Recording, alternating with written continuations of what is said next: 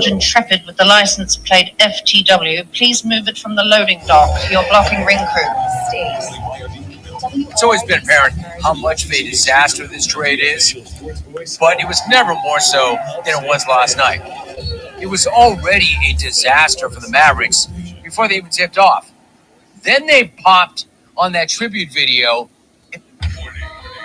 Check this out. You're on official Rob Brown lockdown. Represents being real. Yeah.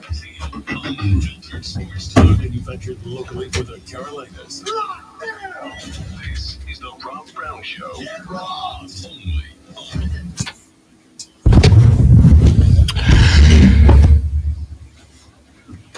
And off we go, ladies and gentlemen. The Friday, gotta get down on Friday edition of the show starts now. Welcome in, dudes and dudettes, ladies and gentlemen, boys and girls, children of all ages. It is once again and always spectacular to have you here, especially on a Friday, especially on the day in which we like to get a little weird. I am Rob Brown. The pleasure is, as always, mine. I thank you for your time and your earballs every single day. Seated across from me on the other side of the metaphorical glass, he is the utility infielder, the all positions outfielder, a five-tool guy, the great one Lonzo on the ones and twos. What up, Zo? Yeah, I shouldn't be sweating this morning. I got a little bit of... You did have to run 19 feet. It's a lot of feet. It's more than 19. It's probably about 23. And for a guy who just lives with one leg now, you just live on one wheel.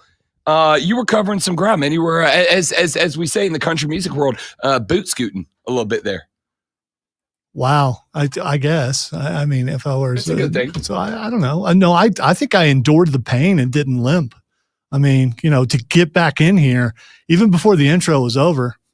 I'm proud of you, pal. Yeah, I'm proud of you. Well, I shouldn't have had to do that, but Yeah, well, that's... Things happen. That's life in corporate America, baby. Things happen this early. Sometimes people forget to... or they hit the snooze button and realize, oh, crap, I'm supposed to be at work. I had a day. That wasn't me, by the way. I was here early because I was here. Yeah. I had a day, I think Tuesday this week, where I woke up because so we got a little flathead dog. She's a little flathead dog. She's a terrier mix. We were lied to when we adopted her. We were told that she was a boxer, and she's not. She has zero boxer in her, and all turns out she's a terrier mix who has a puppy. You got the gene thing back. Yeah, well, this is the first dog. This is the old dog. Oh, okay. All right. When we adopted the old dog, Remy, our first dog, named after my favorite X-Men, Remy LeBeau, who, of course, was Gambit. He's dead. He is not dead. In fact, I know for a fact he's coming back. We'll find out. Probably very briefly, but I don't care. So anyway, got the first dog. We were told that the dog was a boxer, and when the dog showed up at our house for our little trial run, we totally bought in. She looked like a boxer puppy, and then she didn't grow up into be a boxer. And so we did the old DNA test. As Lizzo said, turns out she's 100% not a boxer. She's like a terrier, bulldog, miniature pinscher mix. She's a dog that I have said real. Lizzo said she's not 100%. Well, Lizzo said, I just did a DNA test. Turns out I'm 100%. That great tune. Great tune. Okay, I'll take your word for it. But turns out this dog not a boxer. She's a terrier, and unfortunately, with some breed of terrier, these little flathead dogs, they have breathing problems. They suffer from effectively doggy asthma sometimes. So every now and then, she has a fit of what they call. Wait, so you got a nerd dog? Yeah, for sure. Okay, for sure. So she has these fits of what they call reverse breathing. It's effectively where they can't get air out smoothly, so they're like able to breathe in, but it's real hard to breathe out. And it's honestly, it's not cool, man, because they make this sound like like an asthma. It sounds like an asthma attack. Well, the dog had one while the wife and I were still very asleep, and it was a bad one. And in order to make it stop, you have to like put your hand, the palm of your hand, over and cover up their nostrils and make them breathe through their mouth until they get there. So but you got to jump on it real quick, or else this breathing fit will just go on and on and on and on and on and on. It's very stressful for the dog, whatever. Point is that the dog started doing this while the wife and I were still very asleep. And so it jolted me out of bed because it's very loud. It's very sudden. And I had to wake up, jump up like, okay, I got you, Remy. No worries, buddy. We're going to get you there. And I did the thing, whatever. And then as soon as she was done, I was like, all right, I get to go back to sleep, right? Like I'm going to catch some more Z's. I got a few more minutes. And fortunately, for whatever reason, I decided to look over at the phone and be like, what time is it, right? Like, because, you try to document these things because if it continues, you got to take the dog to the vet. And then you got to be able to say, okay, well, she had a breathing attack at, 2:15 in the morning on Tuesday or whatever. Looked over, picked up the phone. It was 4:45. I was like, uh-oh.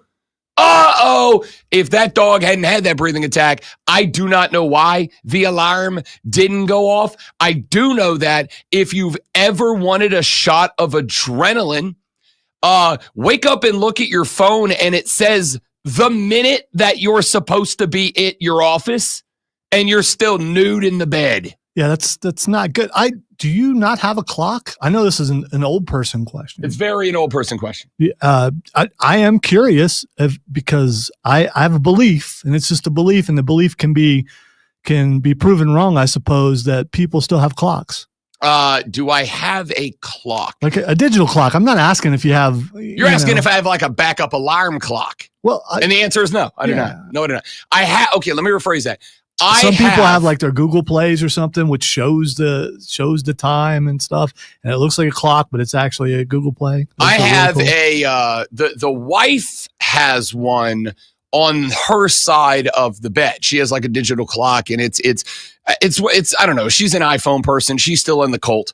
And it's like some kind of special Apple thing that connects to her phone or whatever, and she can control it manually, but she can control it from her phone as well. So like she sets all her alarms on her iPhone and it just uploads to this clock. But if she loses, whatever, but everything's digital. Ooh, so I need a clock like that. That sounds really cool. It's really like, it is cool. And they do make them for the Pixel. I just haven't gotten one yet. And I probably after this moment need to, but in the 4 years since I have made my reluctant yet exciting return to Bleep You O'Clock in the Morning radio, I've not had a problem. The only time that we had an issue, great one, were those 11 days where I didn't have power at my house, right? Like that was the only time it was an issue. So we had a generator, and so we had to run the generator outside, and like we would charge our phones up off the generator during the day. And actually, I probably never slept better than I did during those 11 days, even though it was it sucked inside the house because you were bored, and the only thing you had to do was sleep. No, because the wife and I got very adept at, and we ditched it immediately. Like talk about the first world. We got very comfortable with legitimately. I wish this was a joke. Reading books by candlelight at night as if we were like Revolutionary War soldiers, man. Like we would sit on the couch and I would sit on my end and she would sit on her end and we'd both have our candles and we would read a book. And then at like 9 o'clock, I'd be like, I'm tired. Then I'm going to go to bed. We'd have the phones plugged into the generator. Like I'd pull up a game or whatever, a football game. I don't even remember. It was September, like a football game or whatever was going on. And I put that on the phone and keep the volume down. And then we'd read books or whatever.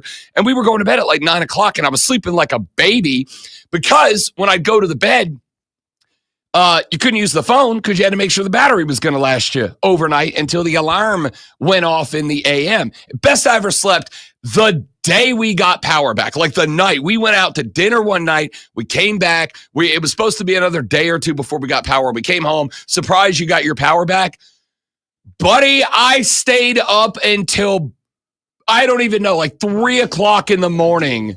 Just every appliance and device in my house plugging in, turning on, and using. We came home from dinner, and I immediately was like, I'm putting something in the air fryer. What do you want? I'm turning on every light in that. Gondor calls for aids. The beacons are lit. I've lit every light in this house, and I stayed up. I played because the internet wasn't back yet. I played every single player video game I had in the catalog that night, just for like 5 minutes apiece, just because I was so glad to have it all back. I told myself during those, I think it was 12 days we didn't have power, 11 nights, 12 days we didn't have power.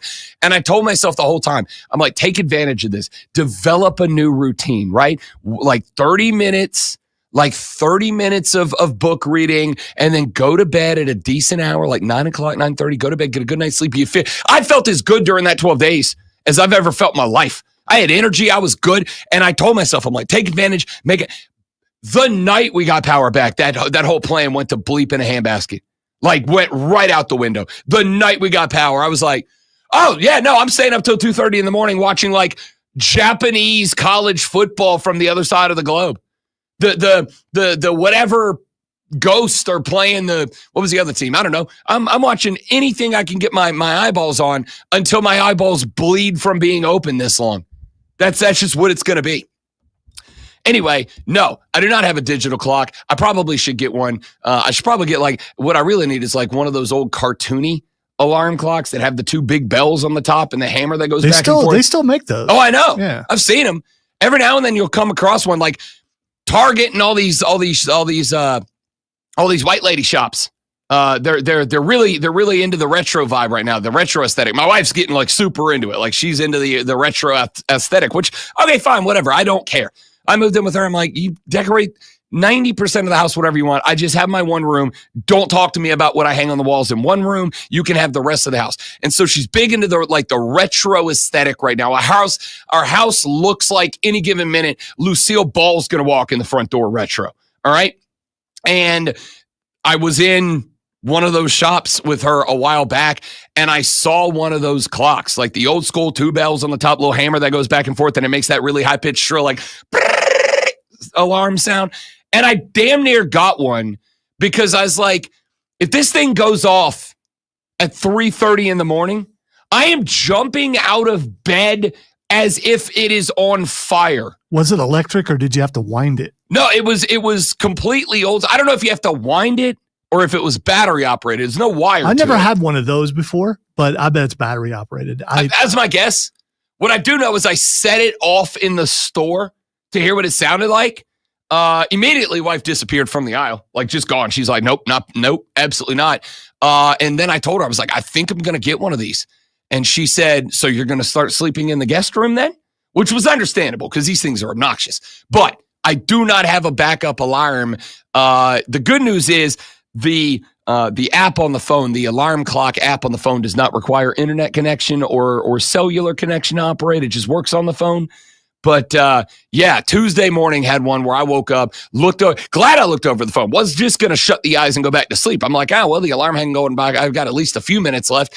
And then looked over and it was like, oh no, I was supposed to be at work 2 minutes ago. So see, I have a backup plan. I will always wake up an hour before I'm supposed to and have to pee. So if you hold it, then you're going to keep waking up every couple minutes. Yeah, but then I'm just unless you have that dream where you're peeing in your dream, and then there may be a problem. I haven't had that issue yet. Not recently. Not since I was wait till you're about 45. Hey, we got a lot going on the radio program today. We have got to get to round one of the Masters in the book. Pretty good day yesterday. Today's going to be interesting because there is rain, as we all know, because we are awake. There is rain across Georgia and the Carolinas. It is expected to be rainy at Augusta National Golf Course today. I do not know. I've got to interrupt. All right. So I started to watch a second. I watched some yesterday. What possesses someone to dress like Ronald McDonald? Can you explain that to me? On the golf, I mean, that's the first thing I see is what? Why? I mean, those are not only Ronald McDonald colors, but they are blended in the perfect Ronald McDonald way. So it's kind of like, and the glasses thing lasted for me for 3 good solid weeks or so, right?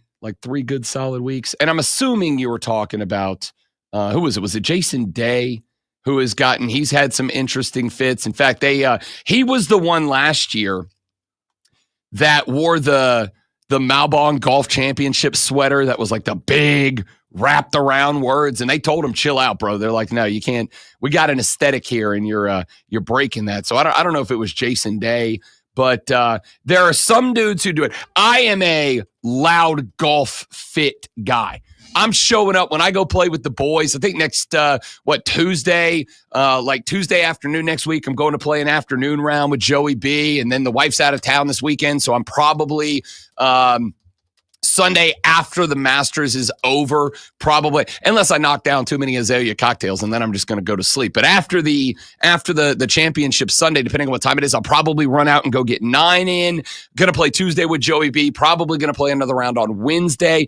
I am a loud golf fit guy. It's Sergio. That's who I thought was. It Sergio? It's Sergio. Okay. Look up. I mean, if you didn't see Sergio, I mean, look it up. It's yellow pants and an orangish shirt. He looks like Ronald McDonald. I'm telling you. As a loud golf fit guy, I will tell you that if I show up to the course, I'm in magenta. I'm in like bright neon canary yellow. You are right. Sergio rolled up I did see him yesterday. Sergio rolled up yesterday in the red cap. You know what? I'm going to go one step further. Sergio rolled up in a McDonald's red cap, a McDonald's red polo with a McDonald's red Under Armour long sleeve under it and McDonald's yellow pants. I have one major problem with the fit. I don't even hate it, to be honest with you. Like, it's definitely a daddy's trying to get some endorsement money and I need to stand out on the course kind of fit. The problem I have, Zoe, why are we not rocking the red spikes with it? Sergio, why are we rocking the white cleats with the red hat, red polo, red undershirt, yellow pants? Why did you not break out the red shoes and complete the fit? The white shoes were just jarring. All right, I'm not joking when I say this. I waited for them to zoom in on him. I thought I'd see Golden Arches. If he was sponsored by McDonald's, I would get it. But there was no. So this was a choice. It wasn't a sponsorship choice. Correct. It's like, okay, is this Sergio from Spain or something? I mean, where's he from? He is from Spain. Yeah, so maybe this is what's hitting in Spain, the McDonald's line of clothing. I don't know, but it's just golfers are loud. I mean, golfers wear stuff that stand out. Payne Stewart back in the day. I mean, the clothes he wore were amazing. But this, and Sergio has worn some weird stuff before, but this is Seth Rollins level of yeah, it's like, what is he doing? I've got it up on our live stream, Facebook.com/The Fan Upstate, The Fan Upstate on YouTube, The Fan Upstate on Twitter, The Rob Brown Show on Facebook, on YouTube, and on Twitch. Search The Rob Brown Show, get subscribed. We're live all 5 days of the week, all 4 hours of the show. I've got the photo of it pulled up now alongside the legendary. Is Ronald the most famous clown? Has he surpassed Bozo? I think enough time has passed that Bozo's taken a backseat to Ronald. He's also as America's one most of famous the most clown. feared clowns too of children. Yeah. That's my daughter was mortally afraid of Ronald. She still doesn't like him. So I mean, you know. Yeah, I think that's fair. And certain McDonald's will have like the Ronald out on a bench where you can take a picture of him sitting next to him and stuff. There was a town last year where somebody like stole the Ronald McDonald, and then they started trolling the local McDonald's by taking the seated Ronald McDonald and putting them in weird places around the town. Our fraternity, you just won the scavenger hunt if you could steal the giant Ronald McDonald. Some people attempted it. They got arrested. Well, the giant Ronald McDonald yesterday goes by the name of Sergio Garcia. Join us on the stream. I actually pulled up the picture of it from yesterday. So what color should the cleats have been? Red? Red. Okay. Yeah. All right. Red. All right. Yeah. Red would have pulled the whole lick together, man. You throw some red spikes down on the bottom of that, kind of offsets the yellow pants on the top and the bottom. Like red would have been the play there. But hey, listen. Do you do this as a golfer? Do you do this as a distraction to the other golfers where they're just going, dude, what are you wearing? And it just messes with your shot. Here's the thing. The best golfers in the world will tell you, and I think it is something that even the most lowly hackers amongst us, like myself, will tell you, that golf is obviously competitive between guys at the top, but the best golfers in the world are never once considering other golfers on the golf course. There is no. That's why this game is so beautiful to me, and that's why I love the Masters. That's why I love golf as a whole. Golf is the ultimate. It's you versus you. Golf is entirely you versus you. It's you versus the course, and it's you versus you. Best golfers in the world never once. In fact, you can go look at them. Most of them will tell you they do their best to avoid looking at leaderboards. Like they do their best to try to avoid looking at leaderboards because you don't want to know. Now, if you get to 18 and you're down a stroke, like, hey, your caddy's probably going to hit you with a, hey, man, you got to pick one up on him here, right? Like, because, but at that point, it's not so much about you got to do something special as you got to go play aggressive here. You may not be a super aggressive player. Now you got to be whatever. But golf is the ultimate you versus yourself sport. That is why, to me, even though so many people poo-poo it, I'm like, golf might be, and I mean this, the most mentally challenging sport out there because there is no one but you. You go out there and you fat a ball over the next neighborhood, or you blast one out of the bunker and it goes backwards, or you're 2 feet off the green and you blade one that rockets back to the tee box. There's no one and nothing to blame but you. And it can eat at your mental health and well-being. I hate golf. But damn, I love this game. It's so much fun. Top Masters round number 1 from yesterday. We have got some draft talk I want to get into later in the day. And I will let you know that coming up at 8 o'clock this morning, David Wyatt is the president of the South Carolina Sports Hall of Fame. Their induction ceremony is next week. He is going to join us to tell us a little bit about their mission and about how some of their inductees were selected this year. Going to be an interesting conversation coming up at 8 a.m. The Rob Brown Show rolls on. It's the Fan Upstate. Three friends. Three friends. All right, guys, stay right there. We will be right back.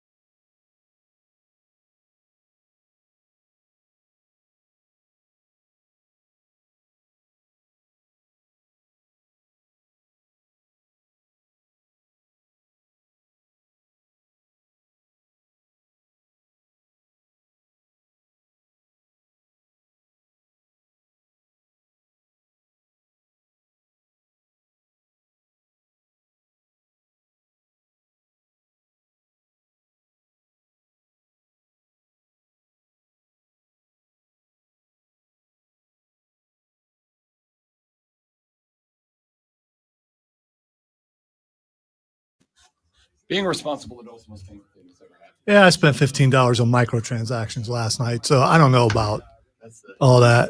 That's the dumb stuff I should do. It's the end of every month going through the state.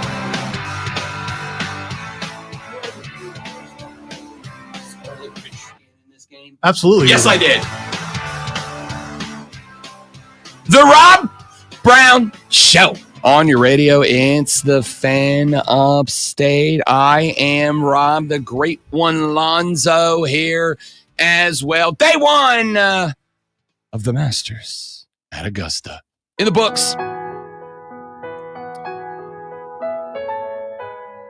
As beautiful of a day as you could have asked for. Unfortunately, the weather today perhaps a little under the weather.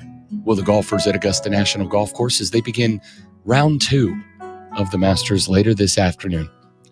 A wonderful first day for Justin Rose, a 3-shot lead after birdieing the opening 3 holes of Augusta National.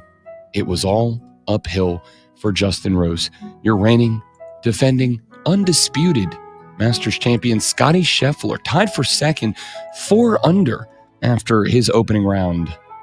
I can't do a leaderboard update that way. Like, I'm gonna have to, if I'm ever gonna get to the point where they call and they go, "Hey, Rob Brown, Scott Van Pelt's out for Thursday, Friday. We need you on the course." Like, I'm gonna have to get back. Here's the thing: I watched almost all of it yesterday. I had to go out, run some errands for the family with the wife. Good stuff. Fine, no problem. I have a phone. She drove yesterday. I drive everywhere. All right, you question my commitment to this event. I drive everywhere. I prefer to drive. My wife's a passenger princess. I am firmly fine with that. I'm good with it. I like driving. She doesn't. I drive. Yesterday, we had to run out, do some errands for the fam. And I was like, "Hey, babe, you're driving today." She's like, "What? Why?" I was like, "Because I'm watching the Masters on my phone." She's like, "You got to be kidding me." Nope, I'm not. For the 5+ years, or 5 years almost on the dot that we have been together officially. I've driven you everywhere, every time. Long road trips, I got you. Driving across the street to CVS, I got you. You have to drive. I have to watch the Masters. She's like, "All right, fine. I guess you're right." So I did. Anyway, the Masters underway. Justin Rose, good day yesterday, hot out of the gate. And here's the thing, like, Thursday rounds are the important rounds. Thursday rounds are the rounds that we all talk about. Saturday moving day. We all talk about Championship Sunday. But to me, you got to get a hot start. I don't think you can win without having a hot start. And it's really, if nothing else, because the course is obviously only going to get tougher. Now, you might catch a little bit of a break, because the rain today will slow the course down a little bit. We'll slow the greens down a little bit. We had a bunch. I think Scottie Scheffler was one of them. Had a bunch of guys yesterday. There are some spots where those greens are like putting on concrete. And the problem is, if you over putt and you get to a break off the back of the green, and that thing falls off the table, it's gone. It's gone. It's rolling into the water. It's rolling into a bunker. If you miss, it's gone. Drive for dough, putt for show, or drive for show, putt for dough is the old expression. And a couple of guys found that out the hard way yesterday. The good news is, if it does rain today, in fact, I'm going to go ahead and pull up the forecast, you could end up having a spot where the greens slow down. The greens slow down a little bit. They're not quite as dangerous. And that obviously will help scores. But everybody's got that. So anybody who was able to, like Justin Rose, go out there yesterday, open up with birdie to get started and build himself a bit of a lead. After that, you're in good shape. By the way, I'm looking at the radar as it stands right now. There's a pretty gnarly cloud that is kind of around Augusta. They seem to be in a bit of a bubble right now. It was expected to rain earlier this morning. In fact, I'm looking at it now, and there's some pop-up showers around Augusta. I'm actually looking at the golf course right now. There's some pop-up showers around. They're kind of small and scattered. So it may have just been overnight rain that is going to be impactful. I don't know what the rest of the morning is going to look like. There's a couple of things. Number one, We talked yesterday about why it is that Augusta is the hallowed grounds, and I told you it's attention to detail. Obviously, it's perfectly manicuring every single blade of glass. What is wrong with me?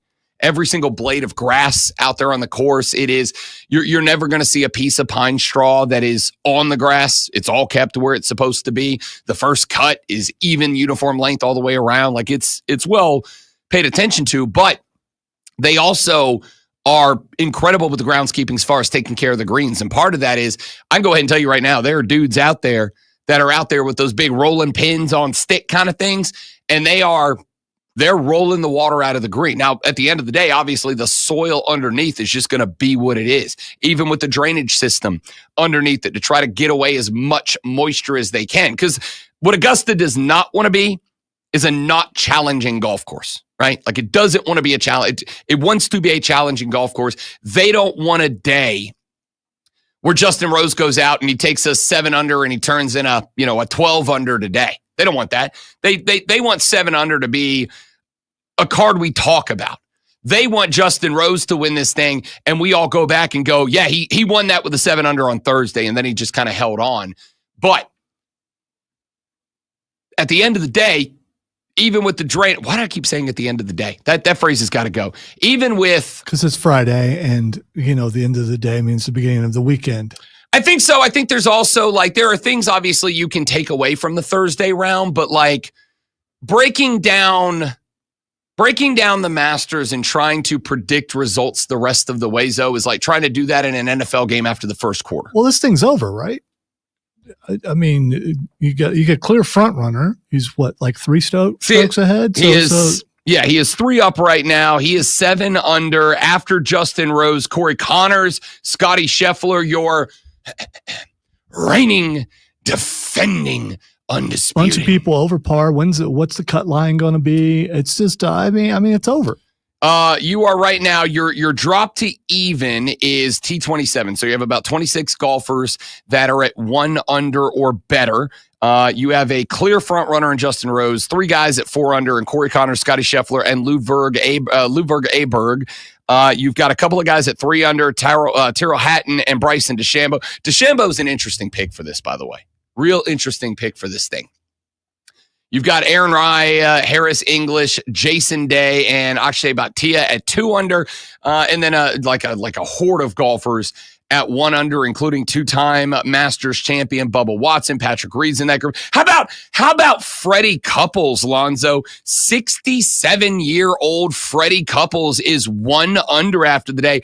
Dude had not 1, but 2 of the most beautiful shots. He was off the green on, I think, 7, off the green to the right, downhill. In fact, here you go, Lonzo. Here's fast Freddie Couples right now, sitting at about $160 out from the green. Puts this in, and again, when you land a ball on this green, it's like bouncing a golf ball on concrete. Bang! Freddie Couples was a sniper yesterday. Had a couple of dumb bogeys that, he gets one of those things back. Freddie Couples is sitting at 2, maybe 3 under. It was a spectacular day. Now, I saw a green bounce yesterday, and the ball went into the water. The greens out there, if you ask me to compare them, Zoe, the best I would tell you is they would be, without the texture, they're about the same firmness and hardness, which is the same word, as this carpet we're standing on right now. It's like putting on this carpet with concrete underneath it. Like, it's just compact and it's well manicured and maintained. You just do not have a margin for error, which is why if you go look, somebody did a rundown the other day. The Masters champions are ordinarily inside of the top 5 in strokes gained off the tee box and strokes gained off the fairway, because putting will punish you at Augusta. Everybody's going to make a mistake or 2 around the green. You have to cover up those mistakes by gaining strokes off the fairway or off the tee box and gaining strokes off the fairway. If you're not giving yourself grace on the greens by picking up strokes with the driver and with the long irons, you're going to find yourself in a world of hurt at this tournament. We're going to talk a lot more Masters. Day 2 just about an hour and 10 minutes away from getting underway. We'll give you some more thoughts on some of the storylines from opening day, but it is Friday. We got a lot more we got to get into. Get into some college football. Jay Belis had some interesting comments to Mike Krzyzewski earlier this week I'd like to address. Talk a little Carolina Panther draft strategery, as well as the rest of the NFC South, and more as we roll on with the show. Rob Brown, the Great Wilonzo, and you. The Rob Brown Show is on the Fan Upstate.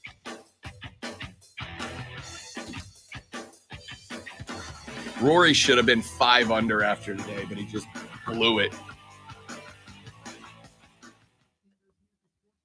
Isn't that what he does, though? No, he does that on Sunday when it's hilarious. Not hilarious. How I often? really like the How guy. often does someone go wire to wire at the Augusta, Masters? occasionally, but rarely. This is a tournament that you blow up on one hole and you're done.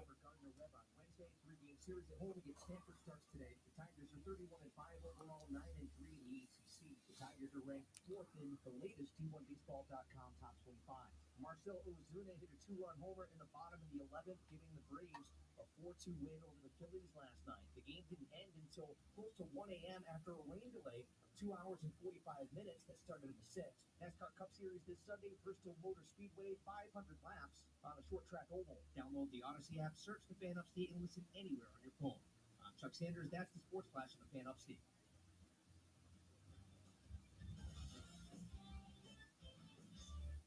Up to the minute upstate traffic.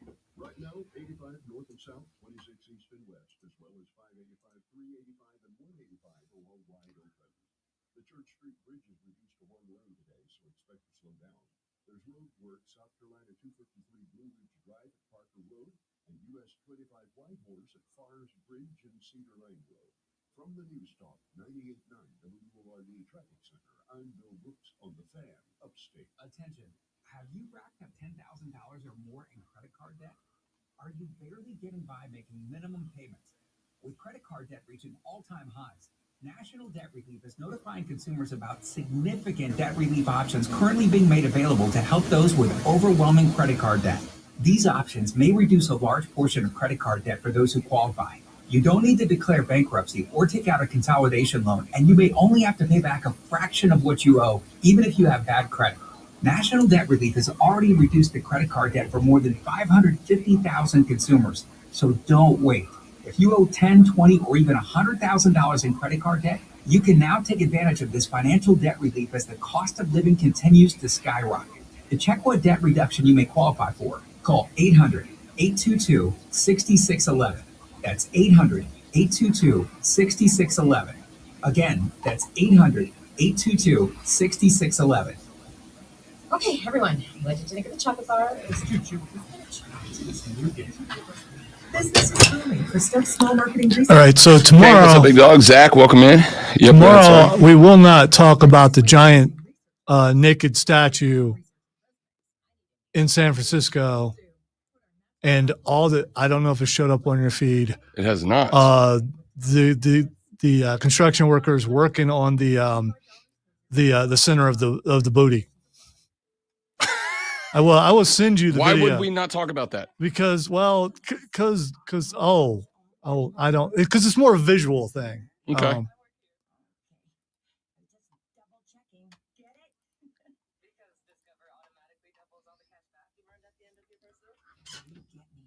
All right, I sent it to you. There's several times during the video. They show the guys in the bucket truck working on the center of the butt. Bunghole. Yes, that would be it. I'm the great bunghole. I need TP for my bunghole. I don't know why I did that. The one dude's like up in there. It's just it's unsightly. It's just weird. Listen on the Odyssey app. Search the Fan Upstate.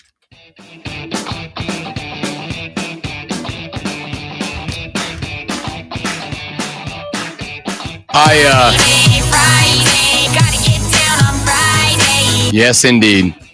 You know, I'm in a spectacular mood, but despite the fact that Robbie B stayed up way too late last night, and I stayed up real late last night for a reason. Lonzo, could I ask you very quickly, Could I ask you to break the glass for me? Could I ask for the breaking news sounder here? Because I do have some breaking news for those of you that maybe went to bed at a reasonable hour last night that I need to inform you of.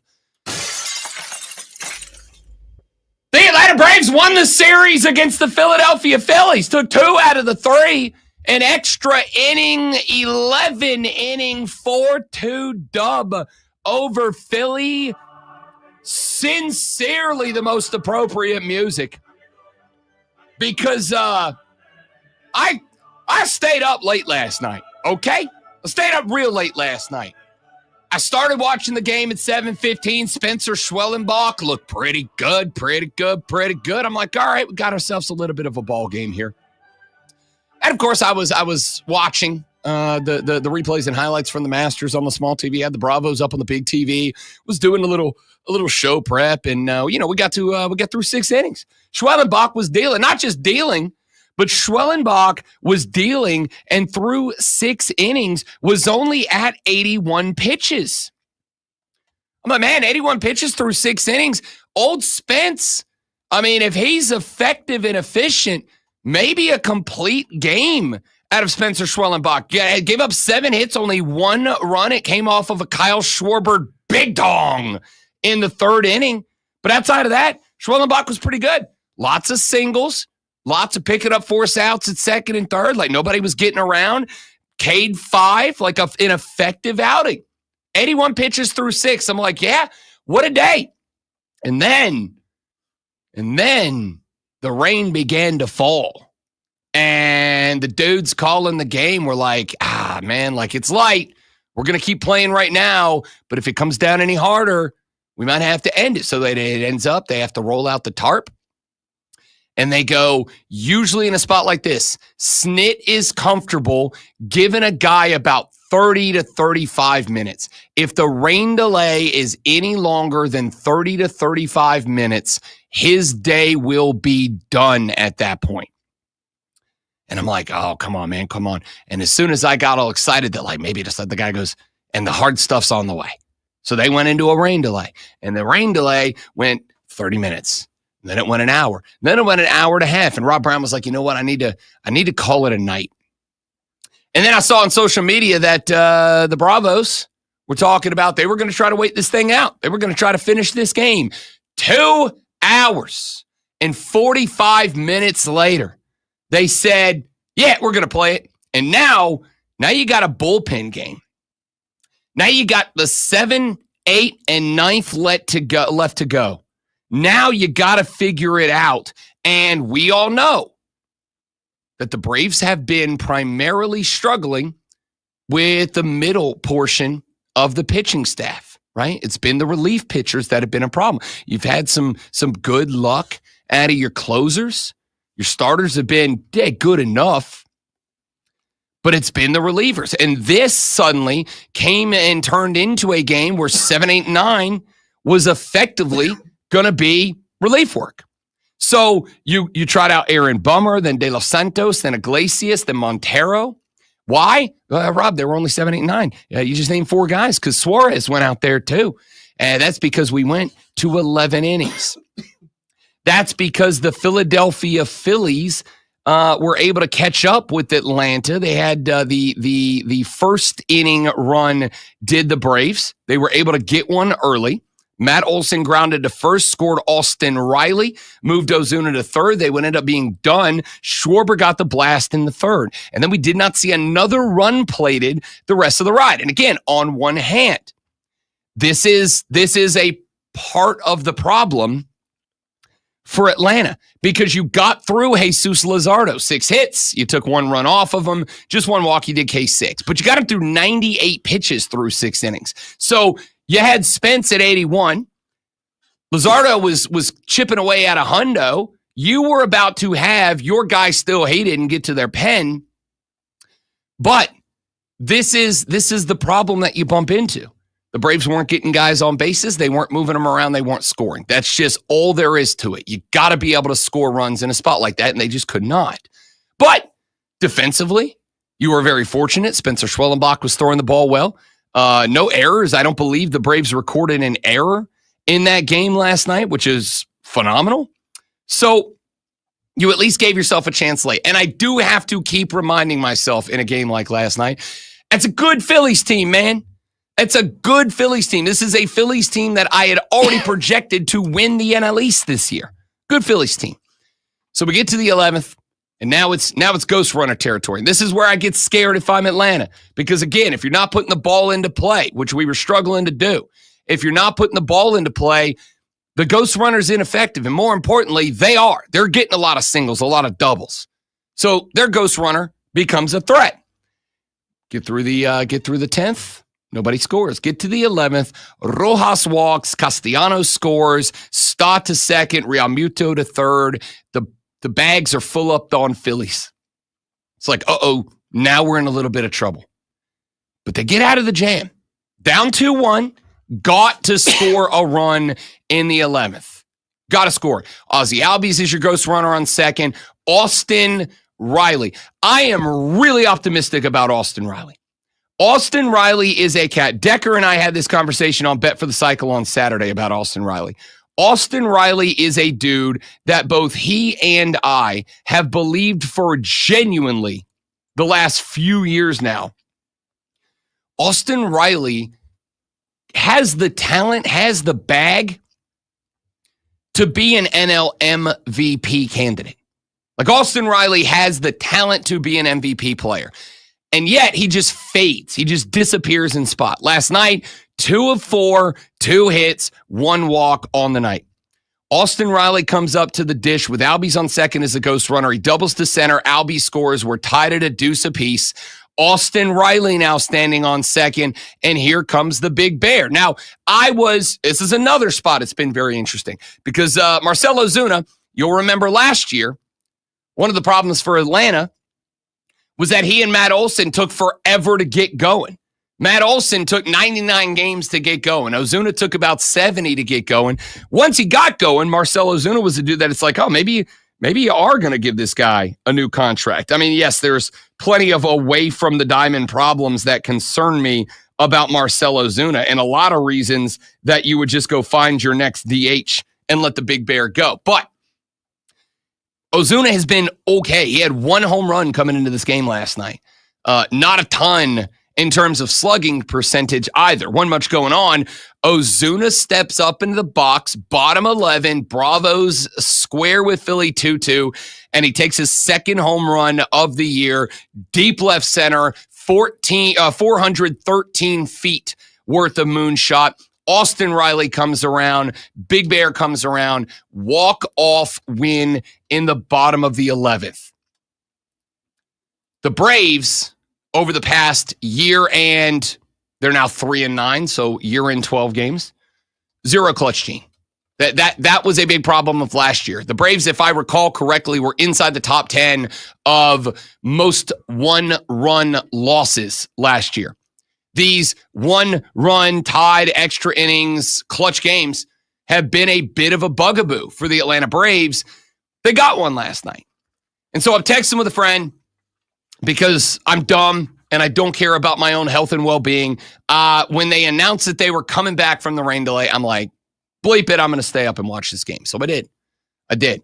And when the Braves won, I'm texting my buddy and I'm like, in a weird way, this win kind of feels good. Now, I'm not going to allow myself to get, what's the word? Optimistic.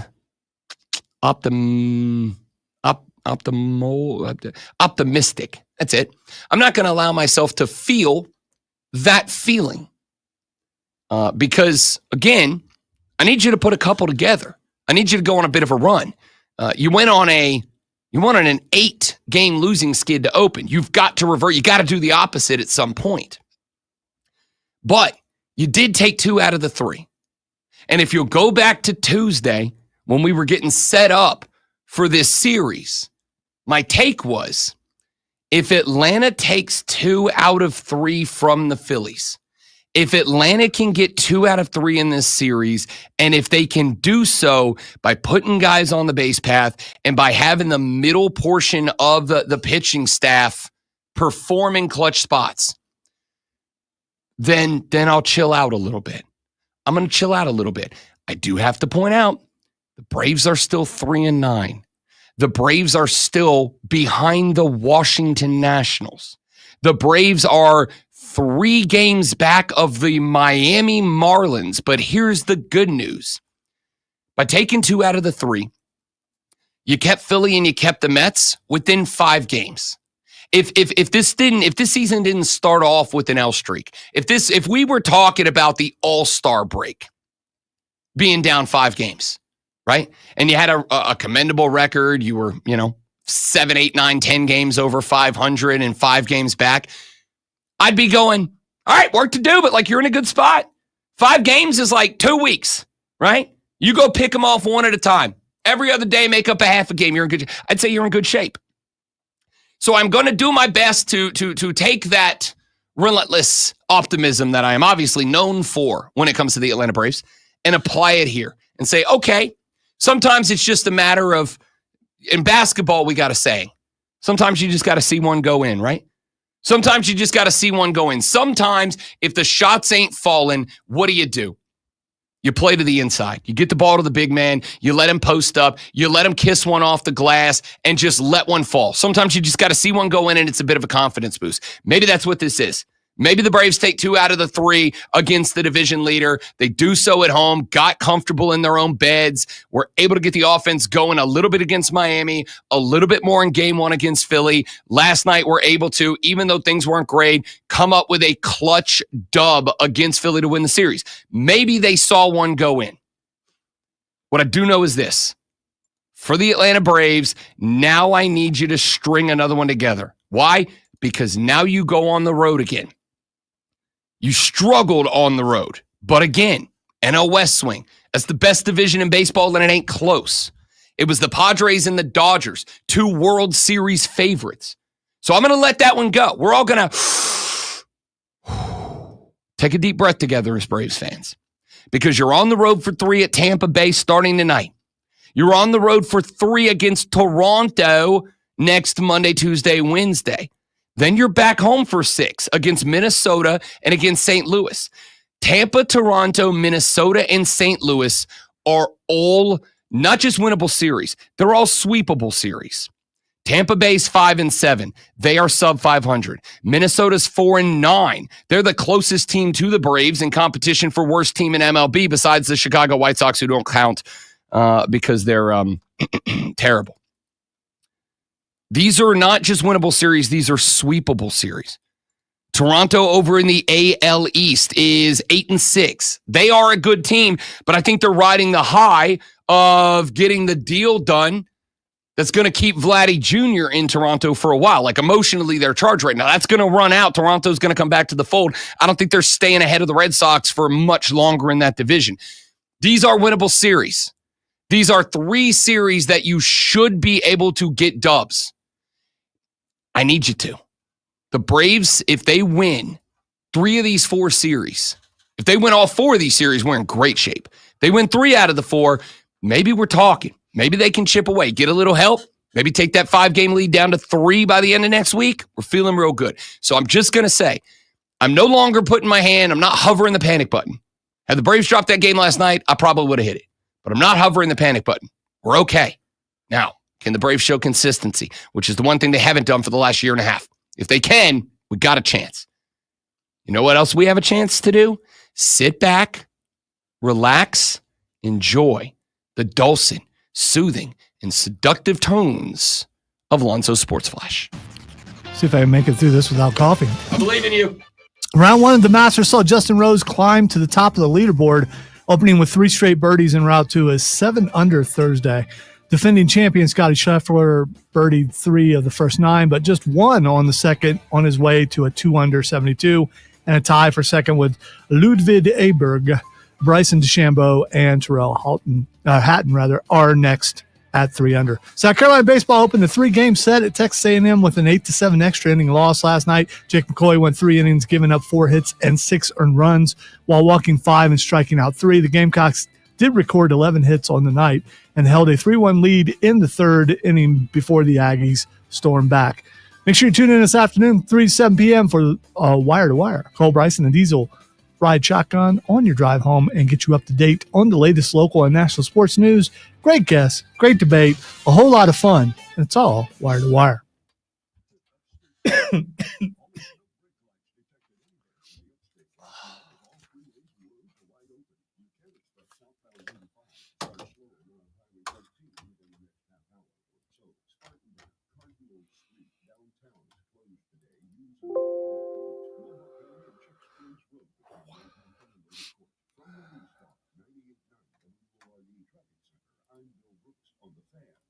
I think one of the things that patients don't realize is that when they get a joint replacement, that's not a lifetime treatment option. And they're probably, if they are a younger patient, signing up for multiple surgeries down the road.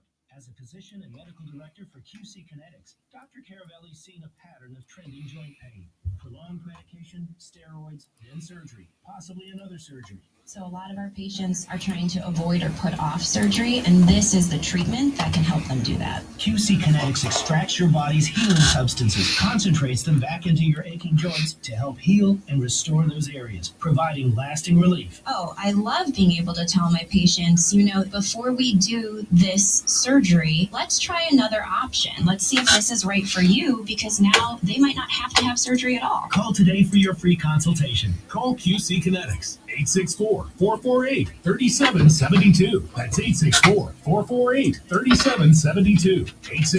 864-448-3772.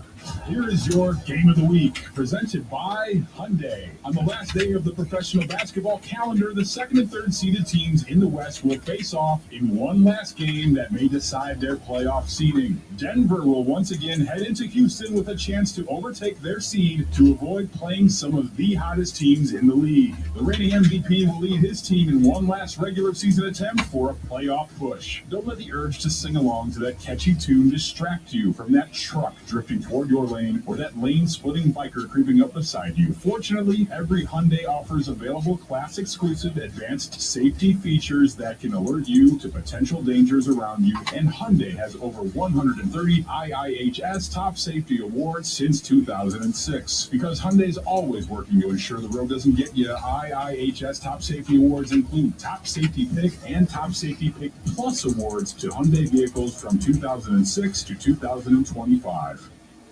Unique and unlike any other sports talk show, it's BetMGM Tonight, Monday through Friday from 7 to 11, only on The Fan. Upstate. BetMGM Tonight is the red zone for casual and hardcore sports fans. Live sports betting updates for all of the night's games as they happen. Get the latest scores, sides, totals, props, parlays, futures, and much more with real-time, relevant sports wagertainment tonight at 7. BetMGM Tonight, exclusively on The Fan. Upstate. And on the Odyssey app. Wire to wire with Diesel and Cole Bryson. Turn on, live on. Rob Brown is on the screen, ladies and gentlemen. He says, I'm a little bit country, I'm a little bit rock and roll on the stream. I think it's because you are kind of looking like Luke Combs right now. You're very much looking like Luke Combs. Yeah, what is Rob talking about? You look like Luke Combs. Mark Cuban was on the Two Bears, One Cave pod, which I don't listen to very often. It's Bert Kreischer and Tom Segura, and they're pretty specific genre comedians. I like Segura a lot, but Cuban was on, and they got him to talk about the Luka trade and talk about Nico and all that. And I've just seen a clip or two, but I'm gonna go listen to it because it looks like after that Lakers game, it looks like he maybe has decided it's time to address it as Mark Cuban and not guy who is still a minority owner of the team. And I'm kind of interested to hear what he has to say, if he's actually going to pop off about it. They were like, and he's like, well, I guess the current owner was comfortable keeping Nico Harrison as the GM, and that's his choice. And I was like, oh, yeah, let's go. He's probably tired of being blamed for it because people still think he's the owner.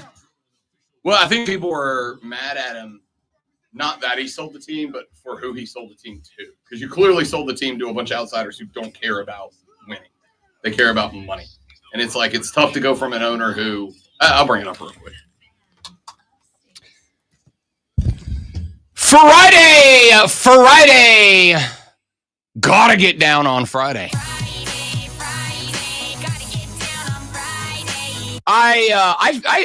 despite staying up way too late last night, and I'm glad I did, because last night was the perfect night.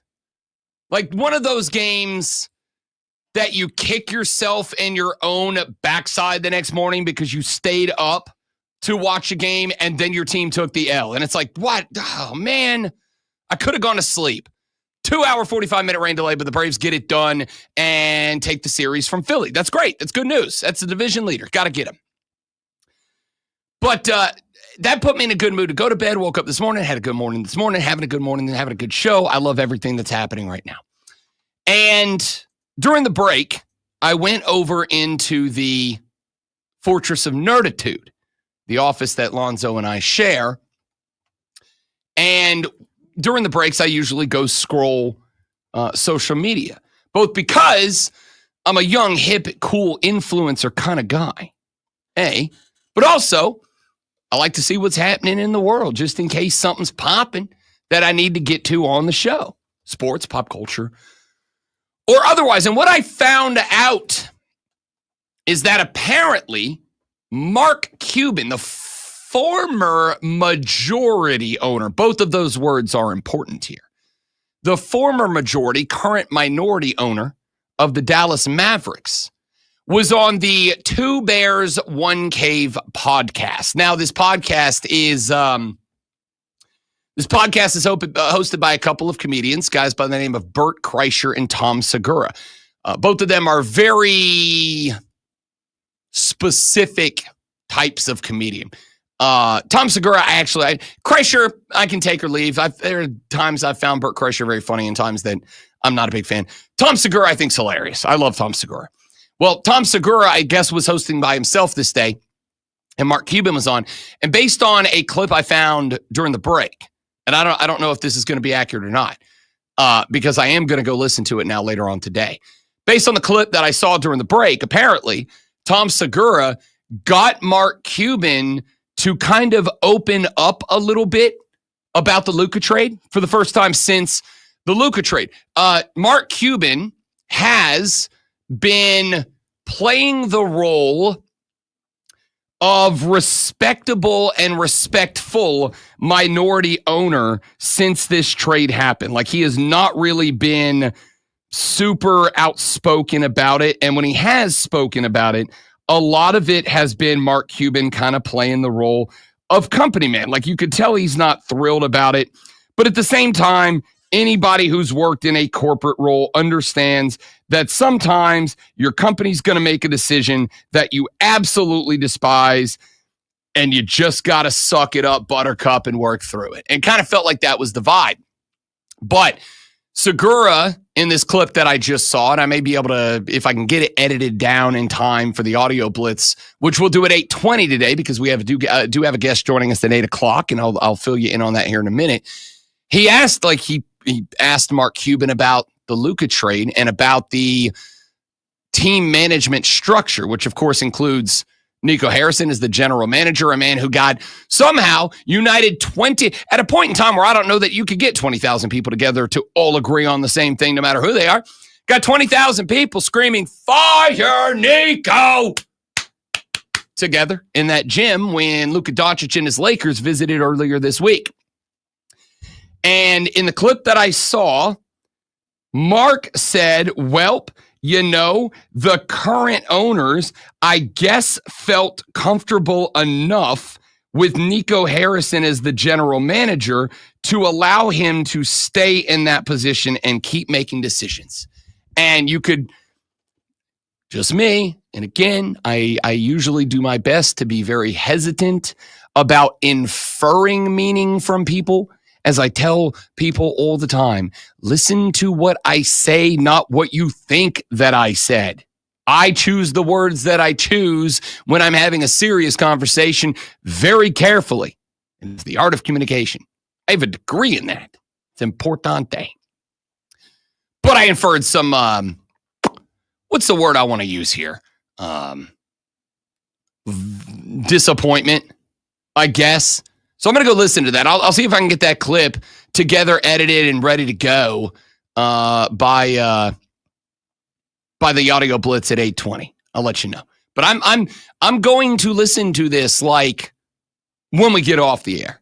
Like I'll probably go listen to this while I have the Masters on in the Fortress of Nerditude when the show is over, because I am curious as to hear what Mark Cuban sounded like popping off on this whole thing.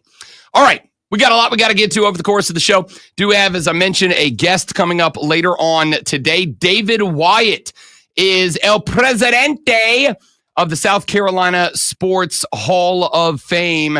He is going to join us a little bit later on in the show at 8 o'clock because their induction ceremony is next Thursday, a week from yesterday.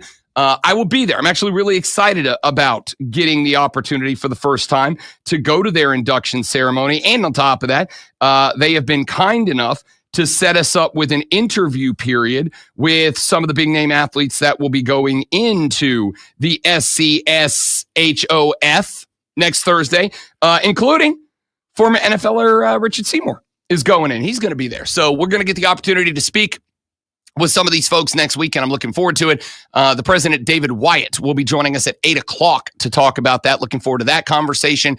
We got your audio blitz coming up after that, and I think the final hour of the show today, I think we're just going to make it an Armada assault. We're just going to let you guys take over the show for the final hour. Why not? It's Friday. It's Masters Friday. By the end of this weekend, the NBA playoff field will be all but set and locked. The NHL playoff field will be mostly locked. We do have a couple more games, regular season finales early in next week, but we'll have a pretty good eye. The Carolina Hurricanes are officially locked in. We're going to talk about that here in just mere moments from right now. But I think the final hour of the show, we're going to make it an Armada assault. Anything and everything you guys want to get to, you are the PD for the final hour of the show. So start getting your stuff together now. You can text it to the Hub City Spartanburger text line at 844-326-3663, 844-FANFONE. If you got a topic you want us to cover in the final hour, shoot us a text there, or just go ahead and save that as a contact in your phone and get on the air in the final hour of the show. 844-326-3663 is the number. Now, it is 7:08 in the morning. You're on your way to work, or at least you're getting ready to be on your way to work. It's Friday. Nobody wants to go to work. I do know what you want to do. You want to get to work, and then you immediately want to take your first break of the day. Walk down the hallway, go find that one or two, maybe three, if you're real lucky, coworkers that you like, and you want to talk sports. And if you want to talk sports, you got to know what's going on. Right. That's why we do this. Are you ready for the playbook of the peculiar, the almanac of the absurd, and the encyclopedia of the extraordinary? Well, you better be, because we're diving headfirst into the 3 top stories that will have your coworkers saying, "That doesn't work for me, brother," before they take their first bathroom break. No. Here we go. Welcome to the water cooler cheat sheet on the Fan Upstate. Hi, guys! The water cooler cheat sheet, the top 3 sports stories that you need to know. We bring it to you every morning in the opening segment of the 7 o'clock hour so that when you get to the office, you don't sound like a dolt. You go in there sounding like a professional. Let's dive right in with item number 1. The Masters, live from Augusta National Golf Course. Round 1 in the book yesterday. It was a glorious day of golf at Augusta National, and it was especially glorious if you are Justin Rose. Came out firing 3 birdies to open the first 9, a pair of birdies to close it. He would score 3 more, including back-to-back birdies on 15 and 16 to get him to 8 under. He did turn in his only over par score, a 1-shot over bogey on 18 to bring him down to a -7.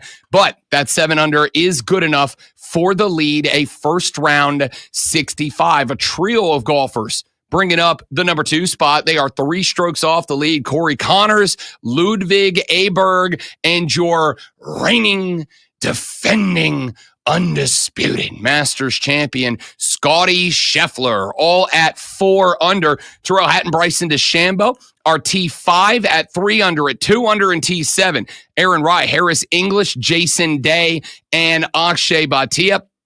Got a bunch of guys knotted up at 1 under. That list includes the mullet himself, Cameron Smith. By the way, I think I pointed it out yesterday, but I don't know if you said, did you see my man out at the practice facility, which in Augusta is the driving range, but at Augusta, it's the practice facility. Out there in Zoe, I've never seen this before, and in a weird way, because I like Cam a lot, I kind of want one. He had on a blazer, like a suit coat, made out of the material that like joggers are made out of. So it was like a sport coat, but it was like workout wear. He was swinging a golf club, no big deal. Like wearing a sport coat made out of the same material that my favorite pair of golf pants are made out of. I want one now. Like I'm going to spend money to buy one of these. I want to go to my business function, but feel like I can go play 18 afterwards. I love this guy. And Lonzo, he has a mullet. I like Augusta. I like the decorum. I like the etiquette. I like the class of Augusta National, but I also like a guy who like shows up and just kind of maintains that little bit of Australian redneck in him. I like that a lot. Anyway, Cam Smith finds himself T11 at 1 under, along with 67-year-old Freddie Couples, who turned in a 1 under 71 yesterday. Patrick Reed's in that same spot, as is a two-time Masters champion Bubba Watson, Denny McCarthy, Daniel Berger, Matt Fitzpatrick, Sungjae Im, Victor Hovland, and Shane Lowry, all at 1 under. Got a bunch of guys at even as well. Cam Young, Zach Johnson, Colin Morikawa is in that group. Tom Hogue is at even. Sergio, who Lonzo pointed out correctly, dressed like Ronald McDonald yesterday, turned in an E, as did Rory McIlroy, Sahith Theegala, and Justin Thomas and Jordan Spieth.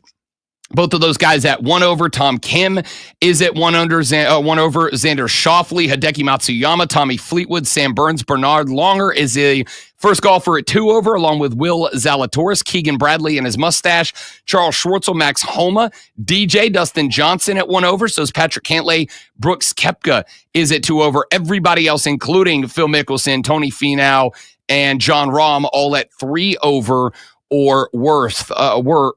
Worse. Our Teen Times gets started off here in about 20 minutes from now. So we'll keep an eye on the leaderboard for you through the rest of Friday's show. Let's get to item number 2.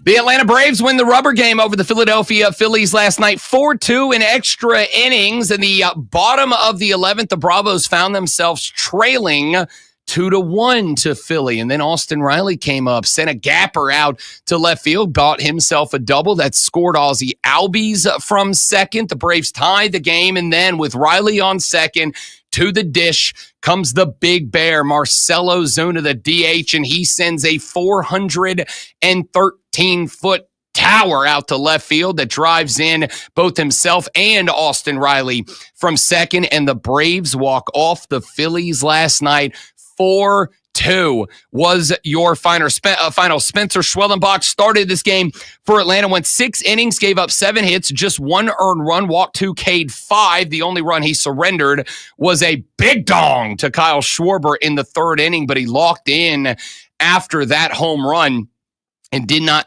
let another Philly touch the dish at that point.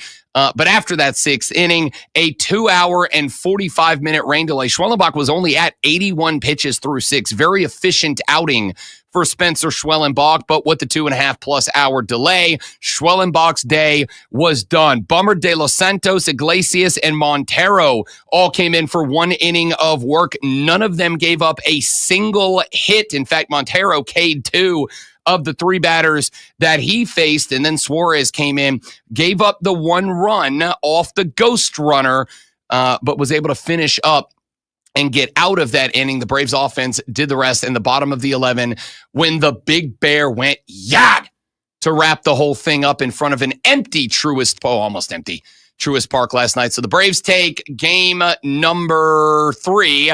They take 2 of the 3 from the divisional leaders. Now New York and Philly tied atop the NL East, and the Braves find themselves just 5 games back. Let's go to item number 3.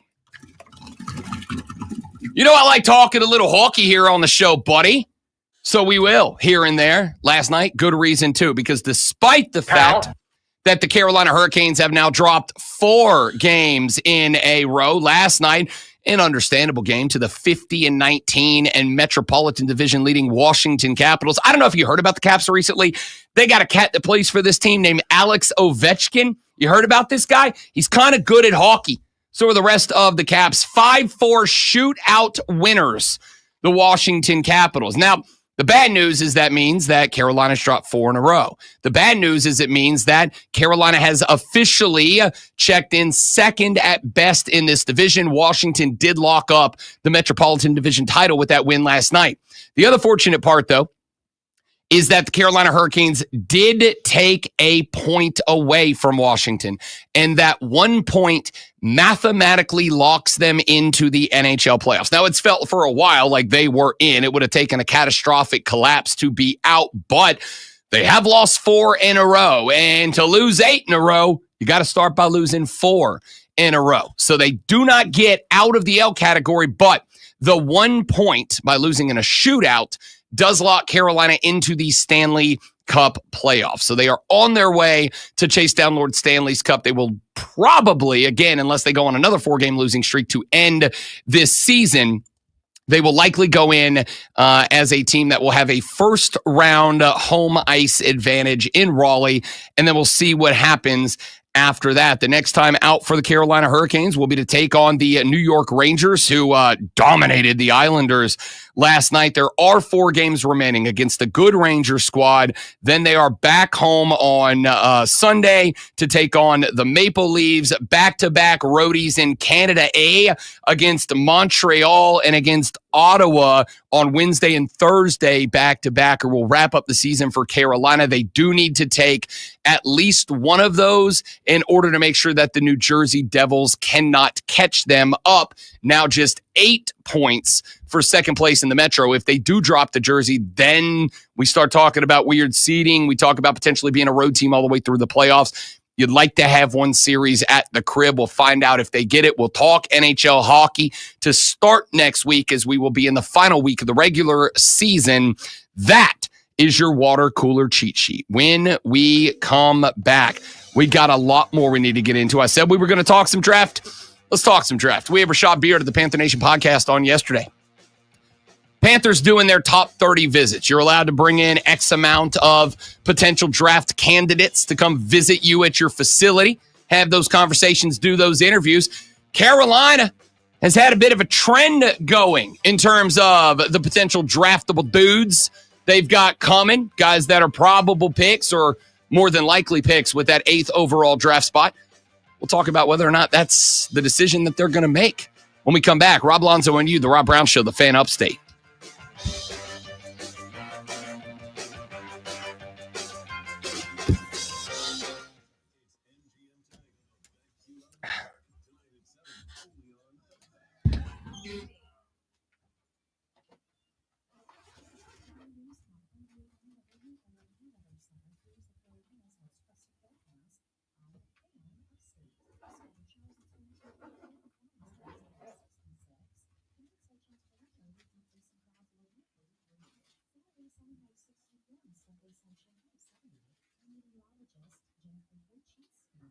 All right, guys, give me 45 seconds. We'll be right back.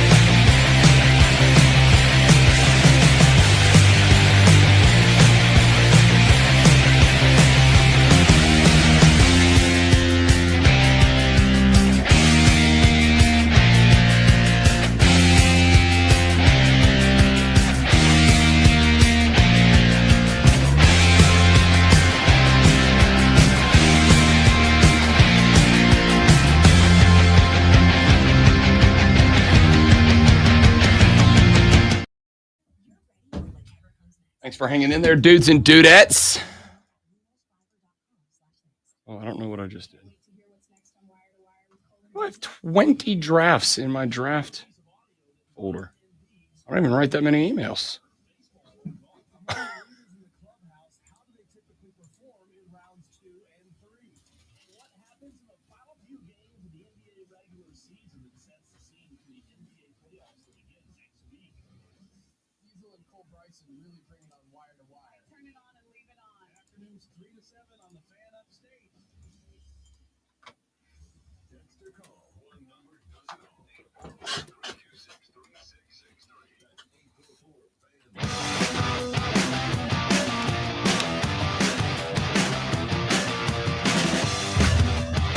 Wonderful.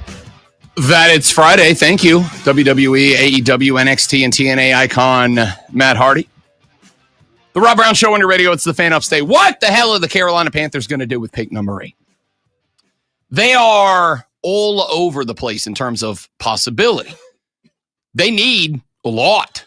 They need tight ends. They need defensive backs. They need edge rushers. They need linebackers. They don't need tight ends.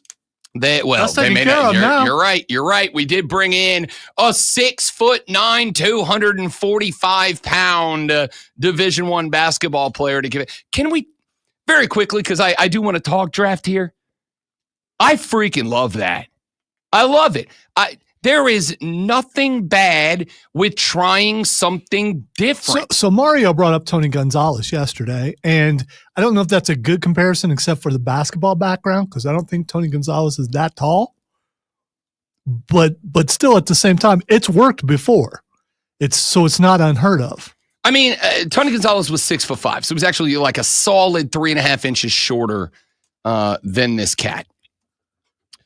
The interesting thing about Colin Granger, a 6 foot, they have him. All right, we'll say 6'8". Everywhere I'm seeing says he's really 6'8". 6'9" was his like Coastal Carolina roster listed size. Everybody else is saying he's 6'8". Yeah, but he's only 6'8". Is he Kevin Garnett height? Actually 7 foot tall, but pretending to be shorter. Now, so I watched yesterday after we had Rashad on, because listen, the concept of bringing in a 6'8" tall former basketball player as a tight end is effectively giving yourself a red zone weapon, right? You're not going to see a cat at 6'8" who hasn't played football since his junior year in high school. You're not going to see that guy. And maybe, who knows? Like maybe he shows up at spring training and he got that dog in him and he works his butt off and he becomes a great tight end. Who knows?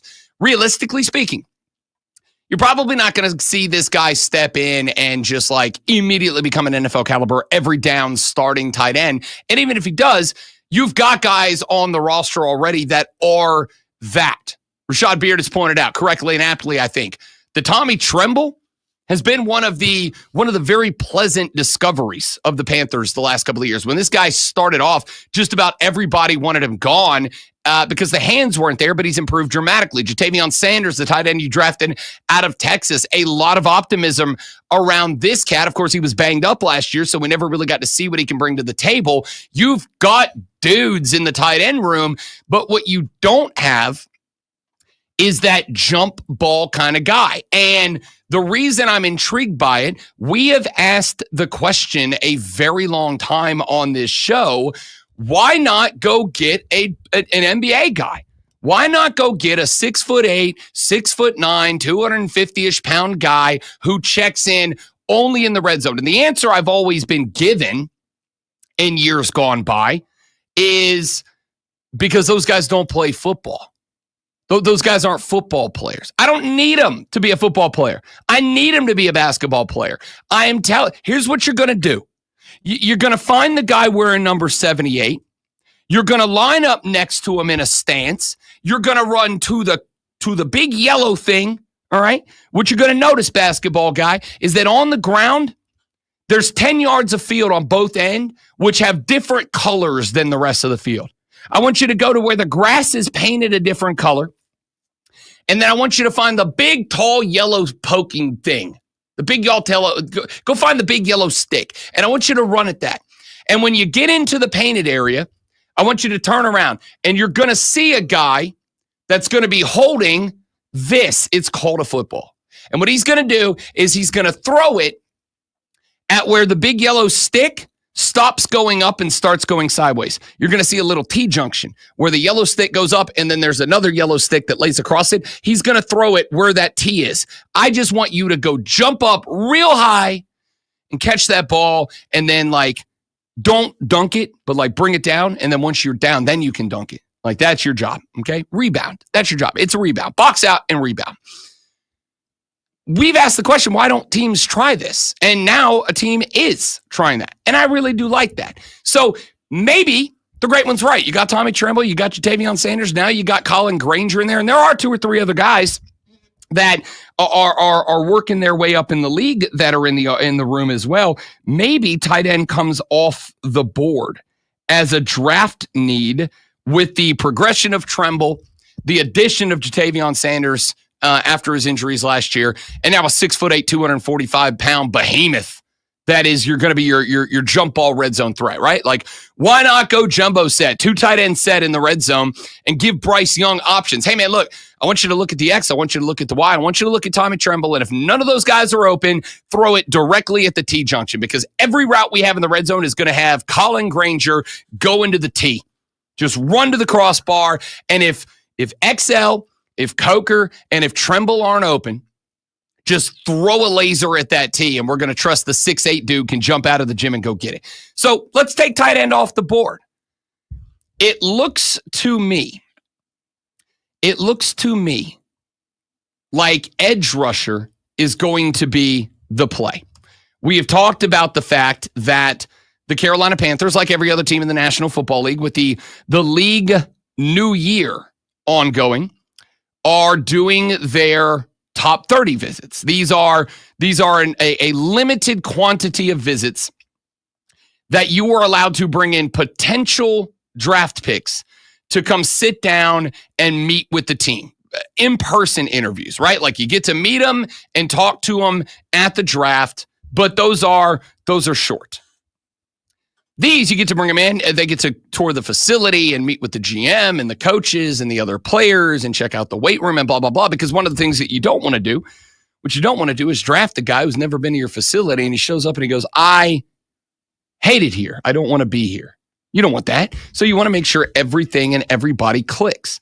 Well, the Panthers have apparently been bringing in, via the top 30 visits, a buttload of edge rushers. We know that Texas A&M's Shamar Stewart, Boston College's Donovan Izeiruku, LSU's Braden Swinson were all in for top 30 visits just in the last 2 days. These are all edge guys.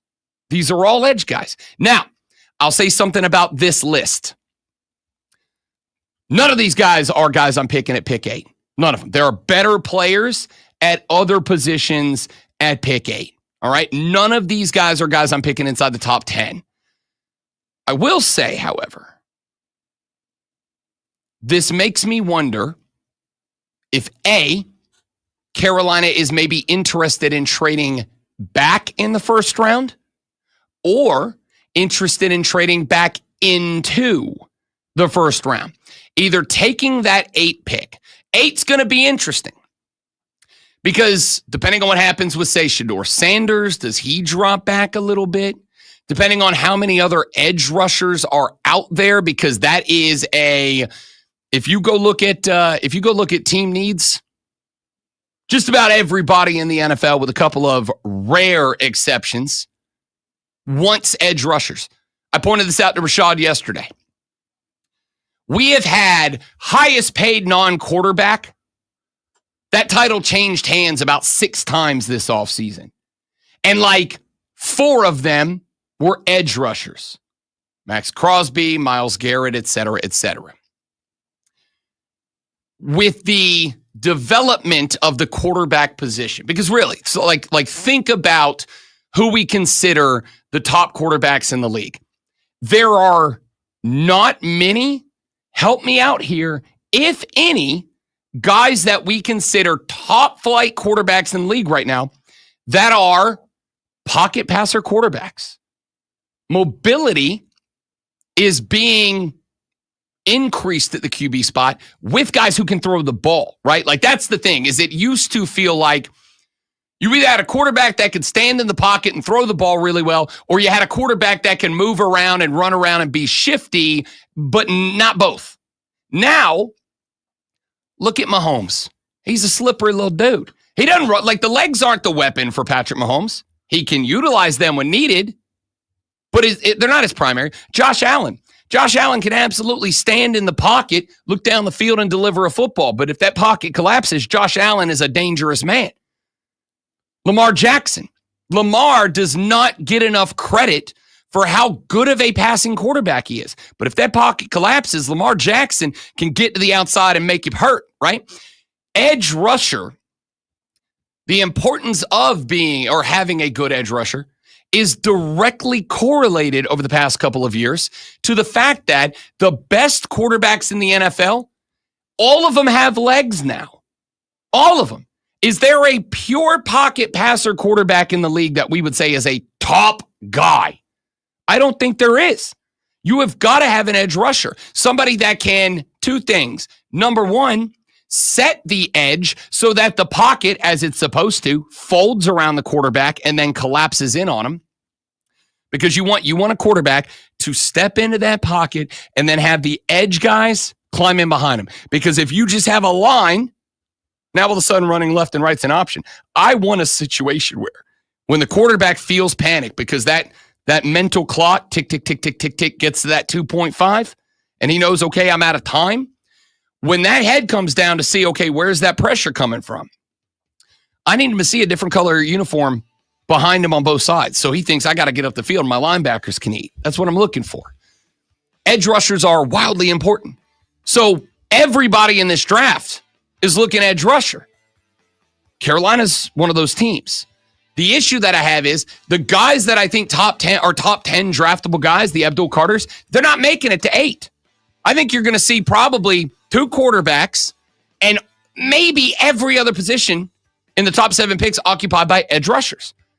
So if you've got Shamar Stewart and Izaraku and Braden Swinson and these players coming to visit you, that leads me to believe there's at least a chance that Carolina is going to recognize that, see a run and go, we're leaving on the table as a possibility, trading back from 8.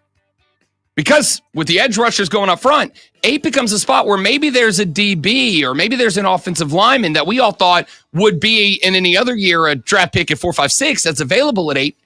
And now there's a team sitting at 15, 16, 17 that goes, we really like that guy. We didn't think he was going to be available. Carolina will move to 8. You guys come back into the mid-teens. We'll give you next year's first to move up that far. Now you stockpile a pick, and these guys, the Braden Swinsons, they're available at 15, 16, 17. So you get your edge rusher. You don't have to overdraft the guy, and you add some assets. I'm just saying, watch out for it as a possibility. Back after this on the Rob Brown Show in the Fan Upstate.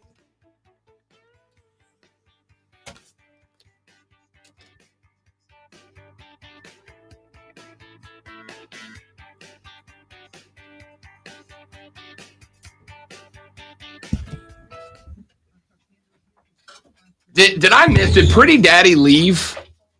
I heard him say he only had a couple of days left. Okay. So I don't know where he was going. Yeah, I saw people talking about him on Twitter yesterday. Also, I gotta get to a point where I can get other grown men to call me something awesome like Pretty Daddy. What a ride. That is a nickname that is bestowed upon you, not asked for, right? You don't ask for nicknames, but you damn sure don't ask for other men to call you daddy. They have to agree to it. Give me 30 seconds, guys. Be right back.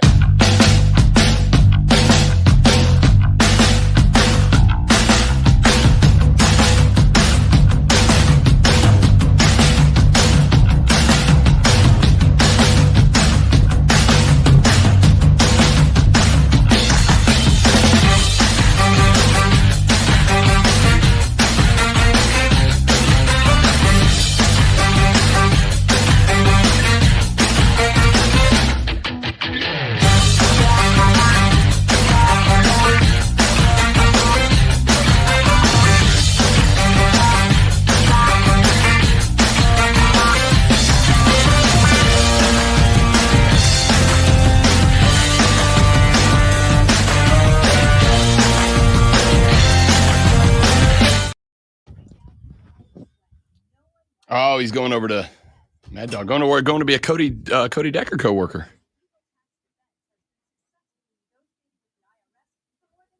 Pretty Daddy, not me.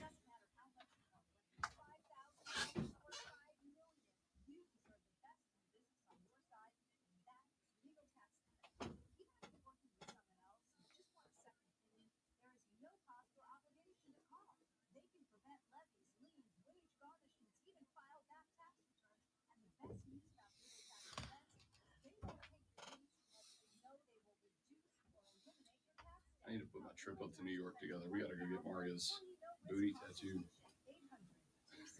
I don't know if that's I didn't want to hear that. When's Memorial Day?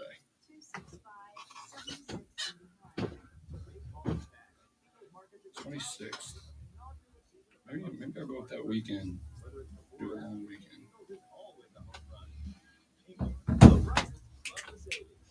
They told me, because their morning show is remote, they told me that if I wanted, I could do my show from their studios. I was like, yeah, we'll see. Maybe I'll just take Friday off, make it a long week. You know, you kind of want to do it. I kind of do. Yeah, I mean, I don't. When I was in New York last year, when I went up to Cindy's wedding, Courtney's friend's wedding, that day Carlos sat in, and I went in the studio. I did that so that I could say I hosted a show in New York City.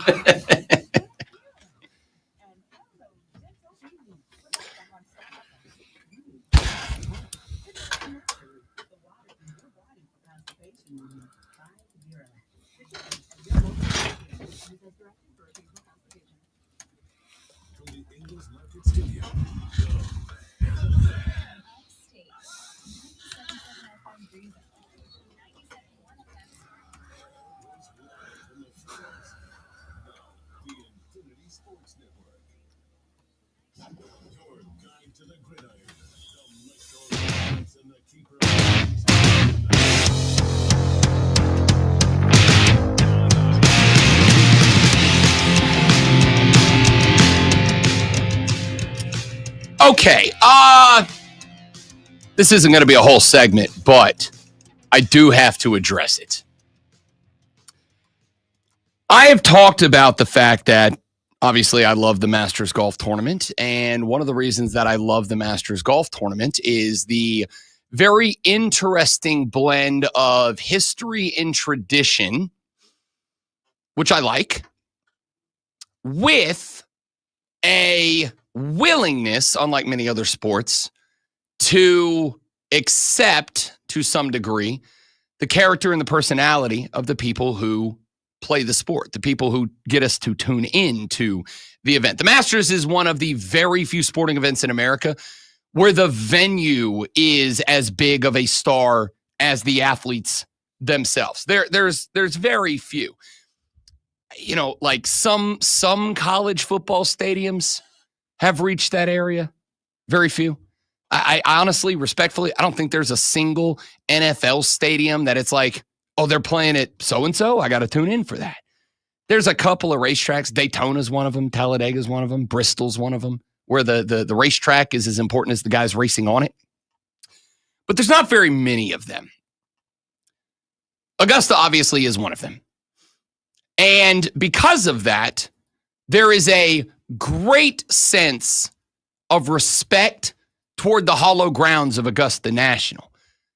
Lonzo pointed out aptly and correctly yesterday that a part of the reason that I talk so much about the Masters is because it is absolutely not just a sports bucket list item, but it is a sports bucket list item that I would have a hard time saying isn't at number one. If you told me right now that I could have a 4-day pass to Augusta or 2 tickets to the upcoming Super Bowl, I would take the tickets to Augusta. Is that blasphemy? I don't know. But I would take the tickets to Augusta. I'm curious about the listening audience about what they would do, because I'm definitely going Super Bowl. You know what? We will ask that coming up. I think that's an interesting question. But I would take 4 tickets to, or I would take a single 4-day pass to Augusta. I would go by myself before I took 2 tickets to go see the Super Bowl. Now, if the Saints are playing in the Super Bowl, I'll take the Super Bowl tickets. But like assuming that we won't, because we won't, I'll take Augusta. There is a reverence for this golf course. Which is a better shot of happening? Me getting a ticket to Augusta. Than the Saints winning another Super Bowl? Not another, but winning the upcoming. Ah, okay. Yeah, winning another, I don't know. I'd like to think it'll happen in my lifetime. I'd like to think I got another good, 40, 50 years in me. But who the hell knows? So if you gave me right now, if I had to sight unseen knowing that the Saints are in play for a Super Bowl, we're not. But nobody's eliminated yet. It's April 11th. I would take the tickets to go see the Masters at Augusta for 4 days. There is a reverence to that golf course. Stick with me. This is a goofy story. You're going to want to hear it.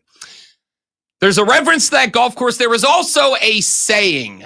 Great one. We kind of talked about this one a little bit earlier in the show.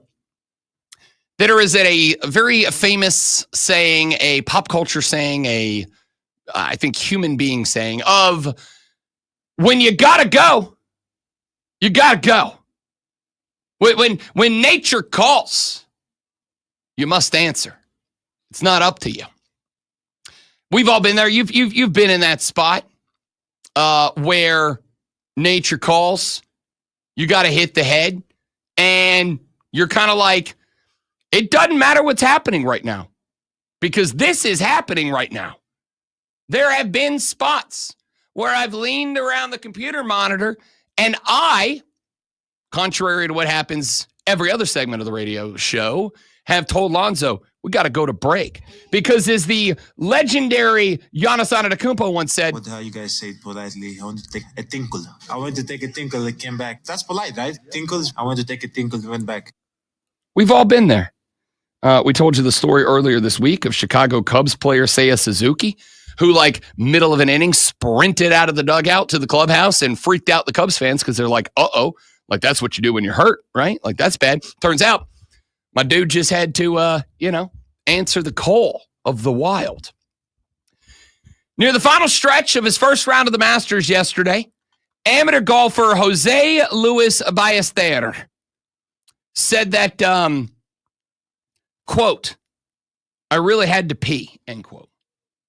Shortly after notching a birdie on the 12th hole, the 21-year-old Arizona State Sun Devils senior did not know, because he hadn't been to Augusta before, that there were restrooms to the left of the 13th hole tee box.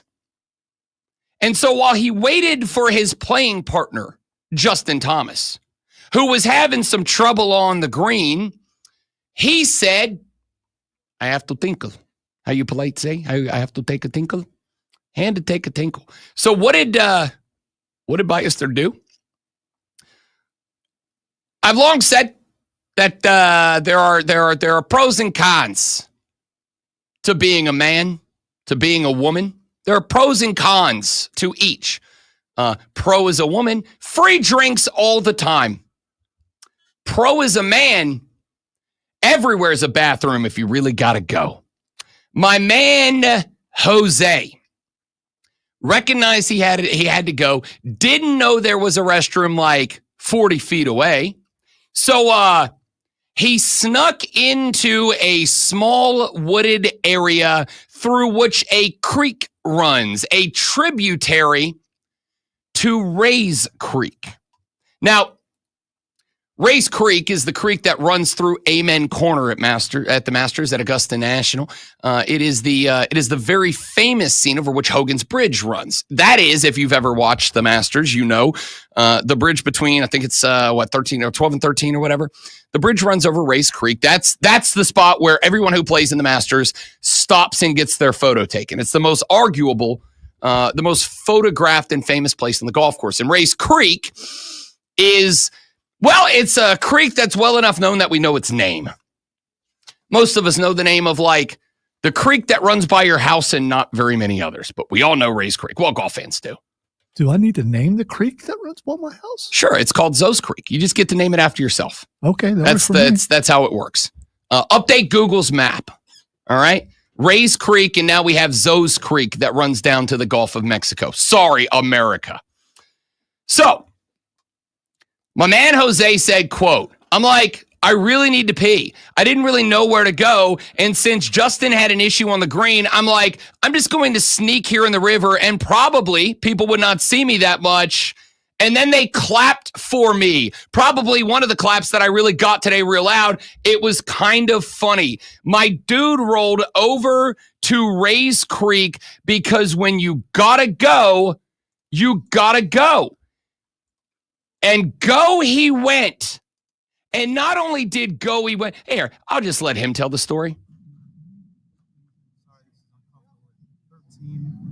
There's an issue. Did you have an emergency? Like, and obviously they cheered. Can you tell us what happened there? Well, I completely forgot that we had those restrooms on the left of the tee box. Oh, okay. 13th tee. Yes, correct. And then I'm like, I really need to pee. Didn't really know where to go. And since JT had an issue around the green, I'm like, okay, I'm just going to sneak here in the river. Probably the people would not see me that much. And then they clapped for me. Probably one of the clubs that I really got today, like real loud. So that was kind of funny. Are you concerned that there might be any blowback from that at all? Or, I mean, obviously they did see you, right? Yeah, they saw me. They saw me. I mean, it was not embarrassing at all for me. So if I had to do it again, I would do it again. Incredible. Listen, I'm a golfer. Not a good one. Not even close to a good one. I'm a terrible golfer. My goal is break a hundo, all right? Keep it under 3 figures on the scorecard. I break 90 twice a year because I had a great day. But, and now there is one major difference between Jose playing the Masters and myself playing any golf course ever. Rob Brown, like, polishes a brewski every other hole or so, all right? There is, on the back of every golf cart, there's a little basket back there, and it's meant to, like, put your shoes in and put your extra gear in and just hold all your not golf stuff. For me, it's a cooler holder, okay? You go into the clubhouse before you go out to one, you buy yourself 6 beers, you put them on ice in a cooler, you drop it into that little thing. I'm polishing a brewski every other hole or so, which ordinarily means that by the time I get to 12, hey, man, sometimes you think you did it all in the clubhouse, and then you get to 12 and you're like, I didn't fully empty the tank. I got to go. And I think that every hacker out there like myself has at some point on 12, 13 realized they didn't empty the tank at the turn and, like, had to find a tree. Because, again, benefit of being a man is that anything's a bathroom if you're not going to get caught. And so my dude, like every hacker ever, was like, welp, there's a tree and there's a creek, which means it's going to carry the waste away for me. It's natural. It's where we came from. It's who we are as people. Sometimes you just, I don't know about you. You ever gone camping and just like seen a creek and be like, I'm going to pee in the creek. Seems like it's fun. That's what this cat did, except he did it in a Rays Creek at Augusta National Golf Course. And my favorite part was the patrons saw him and gave him a round of applause. Like, first off, let me say the obvious one. And this, if I'm going to get in trouble for this segment, it's for this. Man, if you're in a spot where you can whip it out, do your business in public, and the reaction is not an immediate arrest, but a round of applause from a gallery, I don't know what else to say except good for you, my guy. Clearly, the golf gods hath smiled upon thee. Like, good for you, my guy. Because I got to tell you, if I got to 12 and had to find a bush and then it turned out that, like, the clubhouse could see me, I'm not getting a round of applause. I'm getting tackled by 2 cops and put in the back of a cop car. This man whipped it out into Rays Creek at Augusta National, and the reaction was not, I would have thought, oh, the disrespect. I can't believe it. This is Augusta National. This is Rays Creek. This is a place of decorum and etiquette and all that. I got 4 messages, DMs last night when this clip started going from people that were like, Rob Brown, did you see this cat? And Joey B texted the show. He's like, this has got to be a top 3 P of all time, right? I am a peacock. You gotta let me fly. This has got to be a top 3 bathroom break of all time. This man could finish dead ass last at the Masters. He could check in. He could go out there today and do what poor guy Nick Duvall yesterday shot a 90. He could go out there, turn in a hundo today, turn in a triple-digit car today, turn in the worst round in the history of the Masters. And one day, sometime in the near future, this man is going to sit down and he's going to have a son, and he's going to be telling his son about the game of golf, and they're going to go out when this kid turns 7 or 8 years old, and they're going to play their first true 18 together, and they're going to get to 12, and this kid's going to go, Daddy, I got to pee. And he's going to go, let me tell you a little story, Jose Jr. Let me tell you a little story about what your old man did a few years back. Let me tell you a legend that's going to live on forever. And then one day that kid's going to have a kid, Jose the Third. And one day Jose the Third's going to learn how to play golf from his dad, Jose the Second. And they're going to go out and have a 3-generation round of 18. I got very fortunate. I got to do that with my dad and grandpa one day. They're going to go out and have a 3-generation golf day. And somewhere around 12, little Jose the Third's going to be like, Dad, I got to go pee. And Jose Sr. is going to climb out of the golf cart, and he's going to do that cool guy thing where he leans on the putter and crosses one leg behind the other, and he's going to say, Jose the Third, do I have a story for you?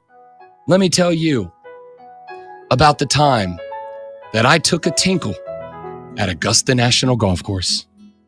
It was the 12th hole.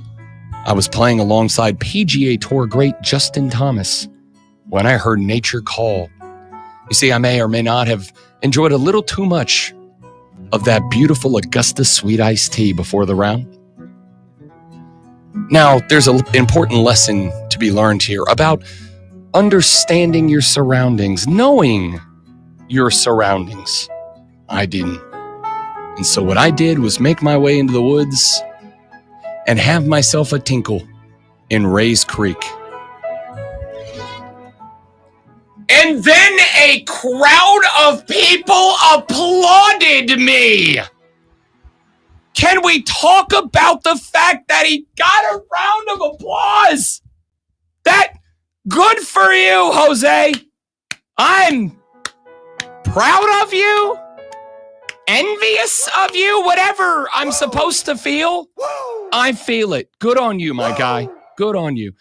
Texter says, Kat Dennings, Kat Dennings, Kat Dennings. And Texter, I agree. Coming up in the very next segment of the radio program, we are going to be joined by a very special guest. David Wyatt, the president of the South Carolina Sports Hall of Fame, is going to join us. We'll talk about their induction ceremony, the organization itself, and more. That comes up after a Hall of Fame caliber sports flash from the great one, Lonzo. I've won many awards. South Carolina baseball opened a 3-game set at Texas A&M with an 8-7 extra inning loss last night. Jake McCoy went 3 innings, giving up 4 hits and 6 earned runs while walking 5, striking out 3. The Gamecocks did record 11 hits on the night and held a 3-1 lead in 3rd inning before the Aggies stormed back. The Atlanta Braves won their first series of the year with 4-2 rain-delayed win over the Phillies. Spencer Schwellenbach worked 6 innings, allowing 7 hits but just 1 run on a Kyle Schwarber homer in the 3rd inning before a rain delay of nearly 3 hours ended his day. Philadelphia took a 2-1 lead in the bottom of the 11th, but Austin Riley answered by scoring Ozzie Albies from the ghost runner spot and a double. The Braves improved to 3-8 with the win. Tune in this afternoon, 3-7 p.m. for Wire to Wire. Cole Bryson and Diesel ride shotgun on your drive home. Get you up to date on the latest local and national sports news. Great guests, great debate, a whole lot of fun. It's all Wire to Wire.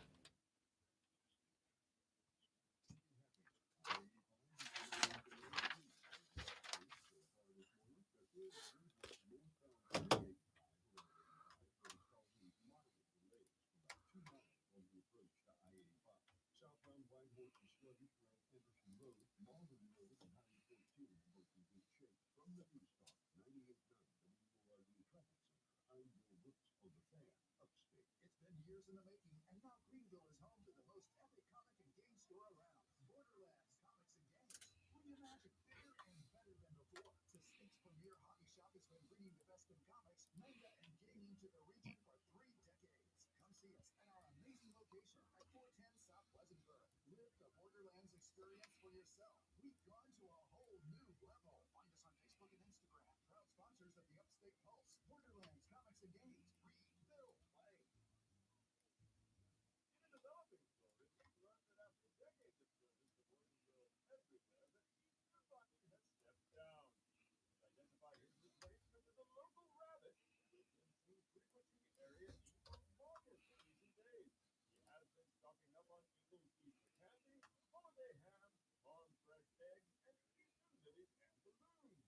And they also say that Easter magic indeed starts at Eagle. Spring is here, and it's the perfect time to hit the course. The Upstate Golf Card gets you 6 rounds at top courses for just $50. Precision Verde, Rear Golf, Rock, Apple Creek, Bowling Green, and Carolina Springs. All for less than $9 a round. Get yours now at upstategolfcard.com. Darn ticket, Lady Joy, for a treat. Well, many thanks, sir. Here is my Discover card. They accept Discover at Renaissance fairs? Did you hear? Discover is accepted at the places I love to shop. Get it? With the times. With the ties. You're playing the lute. Yeah, that sounds pretty good, right? Discover is accepted at 99% of places that take credit cards nationwide. Based on the February 2024 Nielsen report. Why'd I go to the doctor? My heart would race just taking my son to practice. It didn't feel right. So I got checked out. Turns out I have atrial fibrillation, which increases the risk of stroke about 5 times. Symptoms like irregular heartbeat, heart racing, chest pain, shortness of breath, fatigue, or lightheadedness can come and go. But if it's AFib, the risk of stroke remains. If you have symptoms, contact your health. I forgot we were calling him. Say. Right back, guys. Got to get him on the phone.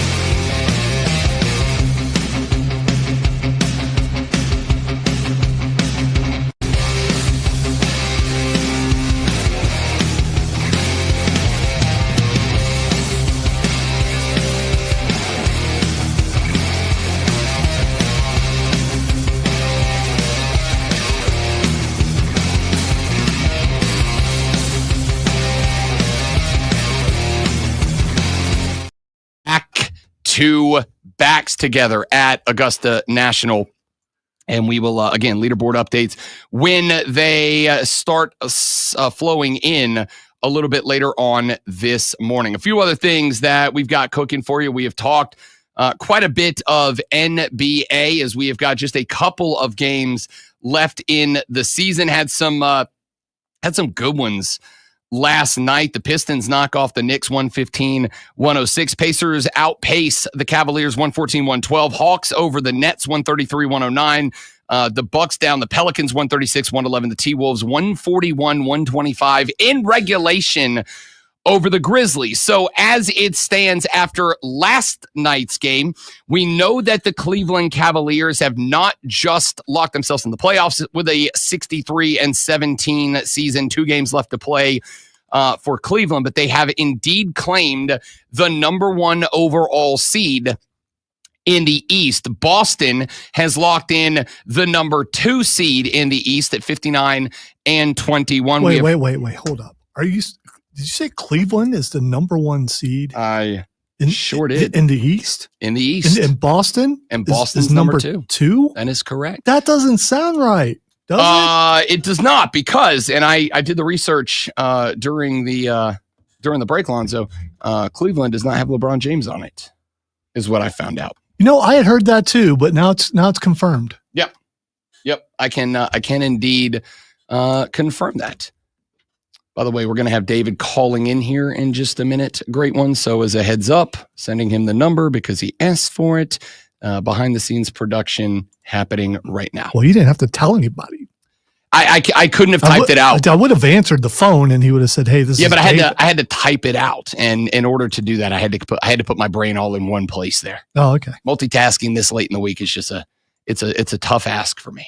Cleveland, the 1 seed, Boston, the 2 seed. We have got everybody else looking to lock up their spot. The Knicks are 1 game out on the Pacers. The Bucks 3 games back of Indiana. The Pistons 2 games back of Milwaukee. 4 games up on the play-in teams, which include the Magic, the Hawks, the Bulls, and the Heat. Over in the West, the Thunder are locked in as the 1 seed. 66-14 go SGA's Oklahoma City Thunder. They are officially the 1 seed. The Houston Rockets are the 2 seed. Everybody else still up in the air. The LA Lakers currently hold the 3 seed at 49-31, but they are only 1 game up on the suddenly resurgent Denver Nuggets. The LA Clippers are 1 game back of the Lakers. Both of those teams 1 game up on Golden State.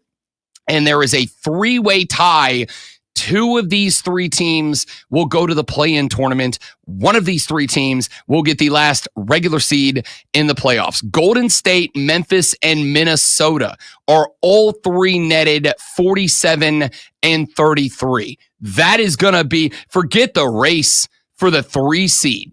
The race for the 6 seed is more interesting because there's 3 teams involved in it, and only one of them avoids the play-in tournament. The other 2 will have to play each other in the play-in tournament. Sacramento and Dallas are the other 2 teams within the play-in spots right now. Everyone else in the West has been eliminated. Phoenix, Portland, San Antonio, New Orleans, and Utah. So that's where the NBA playoff races stand.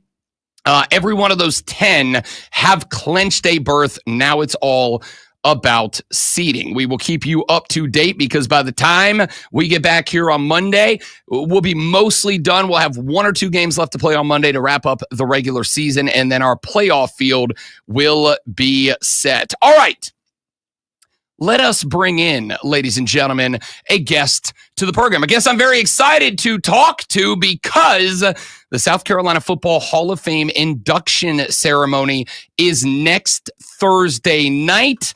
They have been kind enough and generous enough to allow even me to attend in person, and I am very much looking forward to it. To discuss that and the SC Football HOF is I'm going to go with El Presidente because I like a little gas, a little energy in the morning. Mr. David Wyatt joins us here on the program, the chairman and president of the South Carolina Football Hall of Fame. David, my man, thanks for taking a few minutes, buddy. Welcome to the show. Great to have you.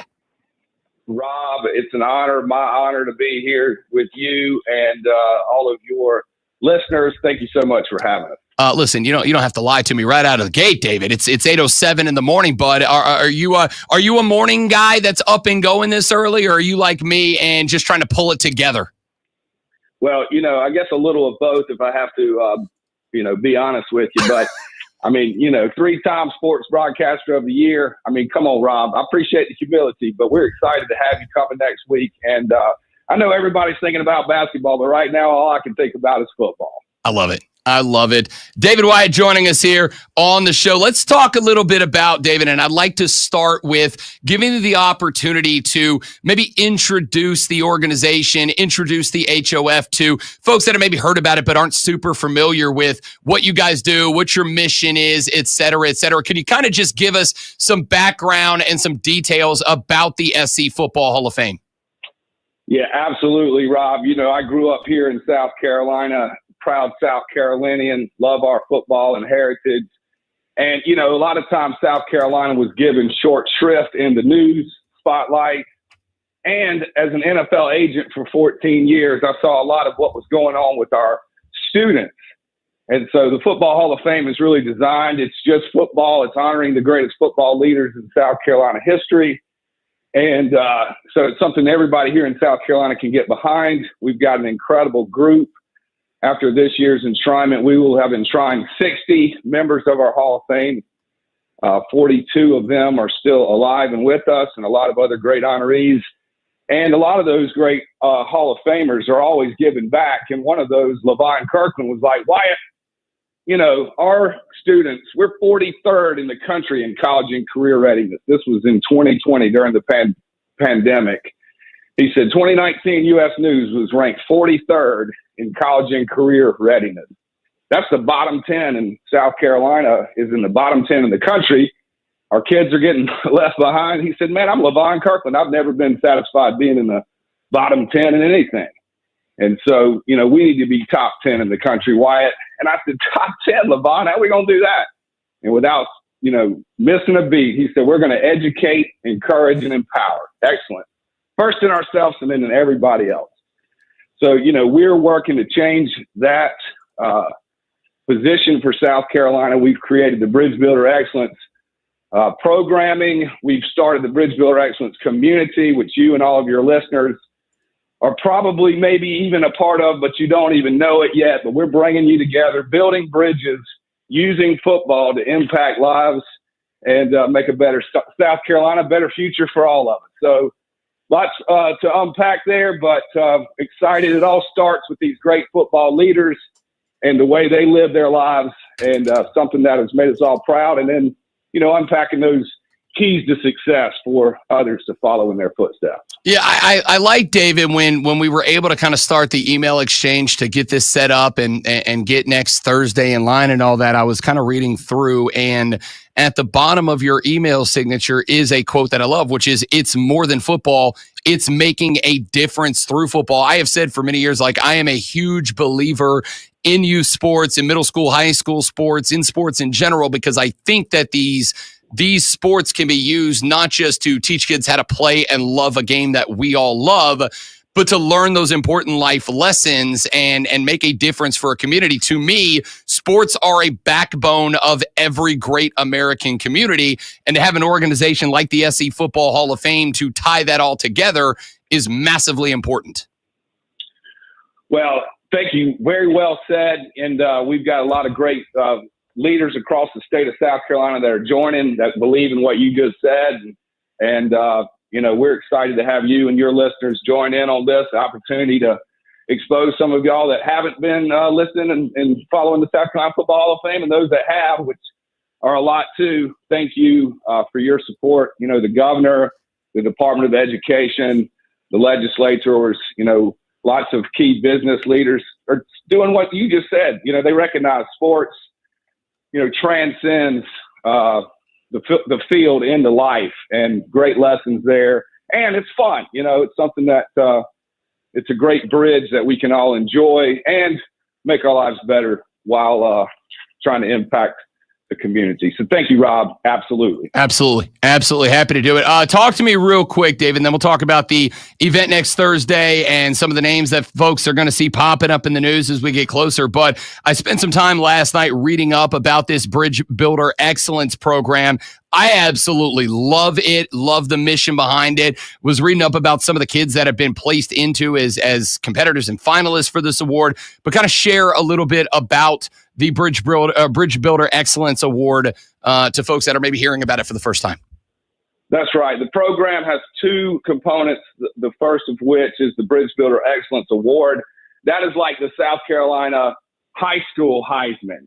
It is, great football players, but Coach Jeffries and I, we argue a little bit about this fact, but it breaks down to basically 40% is about your football prowess. You got to be a great player. But 60% is other things.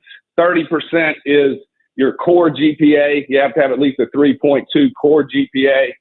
And then the final 30% is you giving back, having good character, which is demonstrated by working with our nonprofit communities. And that helps us collaborate with other nonprofits.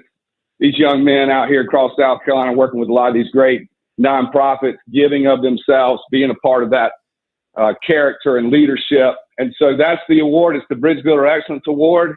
And we've had over half the high schools in South Carolina that have participated and adopted this award. We have about 58 nominees this year for the Bridge Builder Excellence Award all over the state of South Carolina. All of these young men are winners. That's what we're doing. We're celebrating, recognizing, and encouraging excellence. They're living their lives and have been recognized for that excellence. And it's incredible. May 9th is Bridge Builder Excellence Award Day across South Carolina. You guys will be hearing more about it, but that's what we're going to celebrate. All these guys, right now we've got the top 3 narrowed down coming to join us next Thursday, and we'll name the winner there. But like I said, they're all winners. Talk to me a little bit about next Thursday's proceedings. Talk to me a little bit about this event, about this dinner, and what it means to the organization and the folks that are fortunate enough to be able to attend. Thank you very much, Rob. Again, we appreciate you. It is a sold out event, and the doors are going to open around 5 o'clock next Thursday. It's at Hotel Harkness. That was the #1 hotel in South Carolina, voted last year as an incredible facility. The people and the level of service there really is special. And then we're going to have a setting of the greatest football leaders in South Carolina history come and assemble together here. And a lot of our Hall of Famers are coming back this year to celebrate with us. I know Brad Edwards is coming back. Of course, Willie Jeffries is coming back to help us MC this thing. And Levon Kirkland and Charlie Brown and the Bostic brothers. There's a lot of the great Hall of Famers, and this year's class is incredible. So, there'll be some interviews from this year's group. Obviously, you'll be there, which is incredible. We'll have a lot of access from the media. There'll be some great food. Louis Saggety will be playing some music, and we'll sit down about 7 o'clock and get the show on the road. We'll start with the Bridge Builder Excellence Award. We've invited the top 3 to come this year. This is the Bridge Builder Excellence Award top 3 finalists presented by the Spinks Company. We appreciate Spinks support. Jaden Cummings from Summerville High School, Connor Gooding from Gilbert High School, and Donovan Murph from Irmo High School. So those are your top 3. We'll name a winner. The Humanitarian of the Year, Sabrina Greenlee. She's got an incredible story.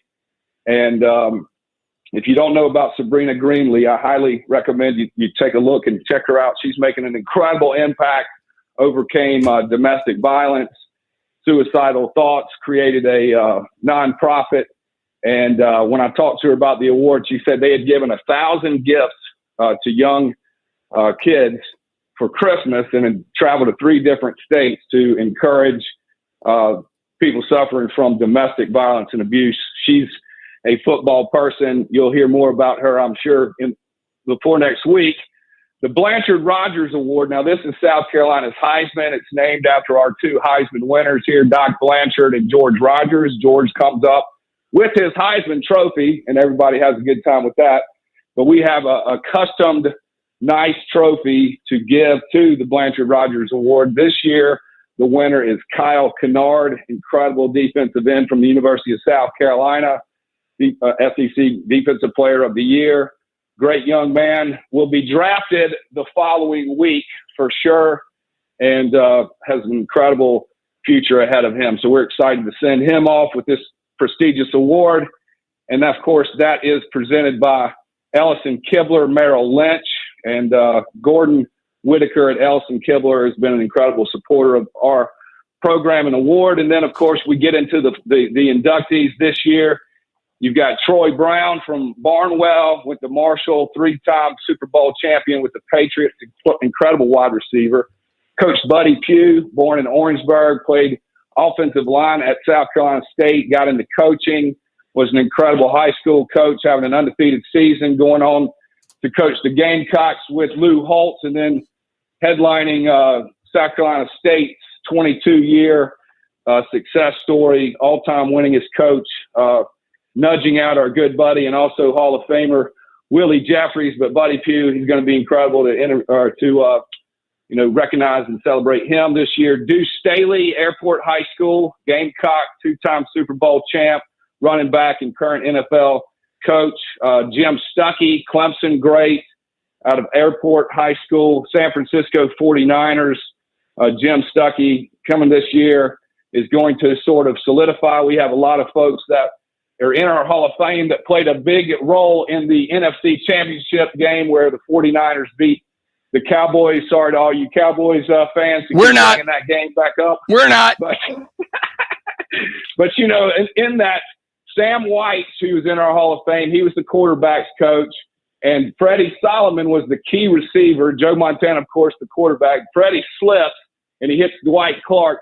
Freddie and Dwight are in our Hall of Fame. Hits Dwight Clark in the end zone to go ahead. But that game wasn't over. And a lot of people don't necessarily talk about this, but the Cowboys were driving to come back and retake the lead when the 49ers caused a fumble, recovered by none other than our good friend Jim Stuckey. And so he's going to sort of complete that play for us. Got a lot of South Carolina influence in that championship season for the 49ers. And then finally, Coach Jim Carlin is our legacy. His daughters are coming to accept that award on his behalf. Coach Carlin, of course, Gamecock, great coach, had another great coach actually from West Virginia. He put in, for those Gamecock fans out there, some of the first really big stars in South Carolina history. Rick Sanford in our Hall of Fame, the first rounder in South Carolina Gamecock history, went to the Patriots. And then George Rogers, of course, was the number one pick in the NFL draft in 1981, 1980 Heisman.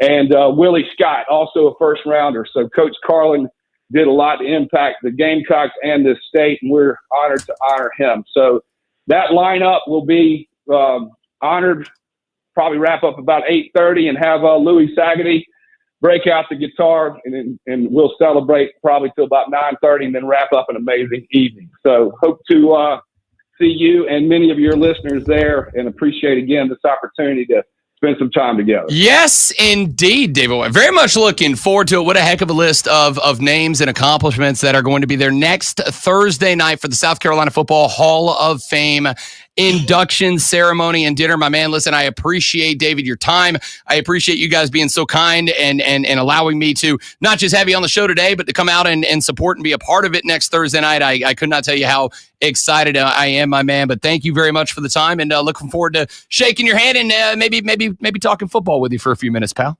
Hey, man, me too, Rob. I want to thank Mikey Football for putting this together and all he does for the Hall of Fame. And again, thanks again. I'm looking forward to a great week next Thursday, and y'all have a great weekend. Wait. Are you telling me that you guys refer to Mike Foster, the VP of Operations, as, quote, Mikey Football? That's right, man. He's the legendary Mikey Football. That guy is incredible. Hey, Mikey Football, I'm real sorry. It's David's fault. That's all I'm calling you next Thursday. Start to finish. David, my man, great to talk to you, buddy. Thank you very much. Look forward to seeing you next week, pal.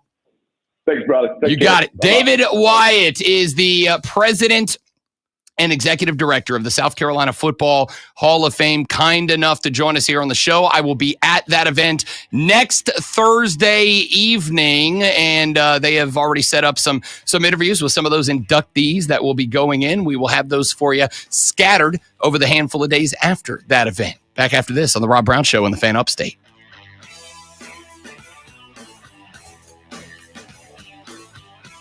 Right back, guys. Got to rally and recover for the next segment.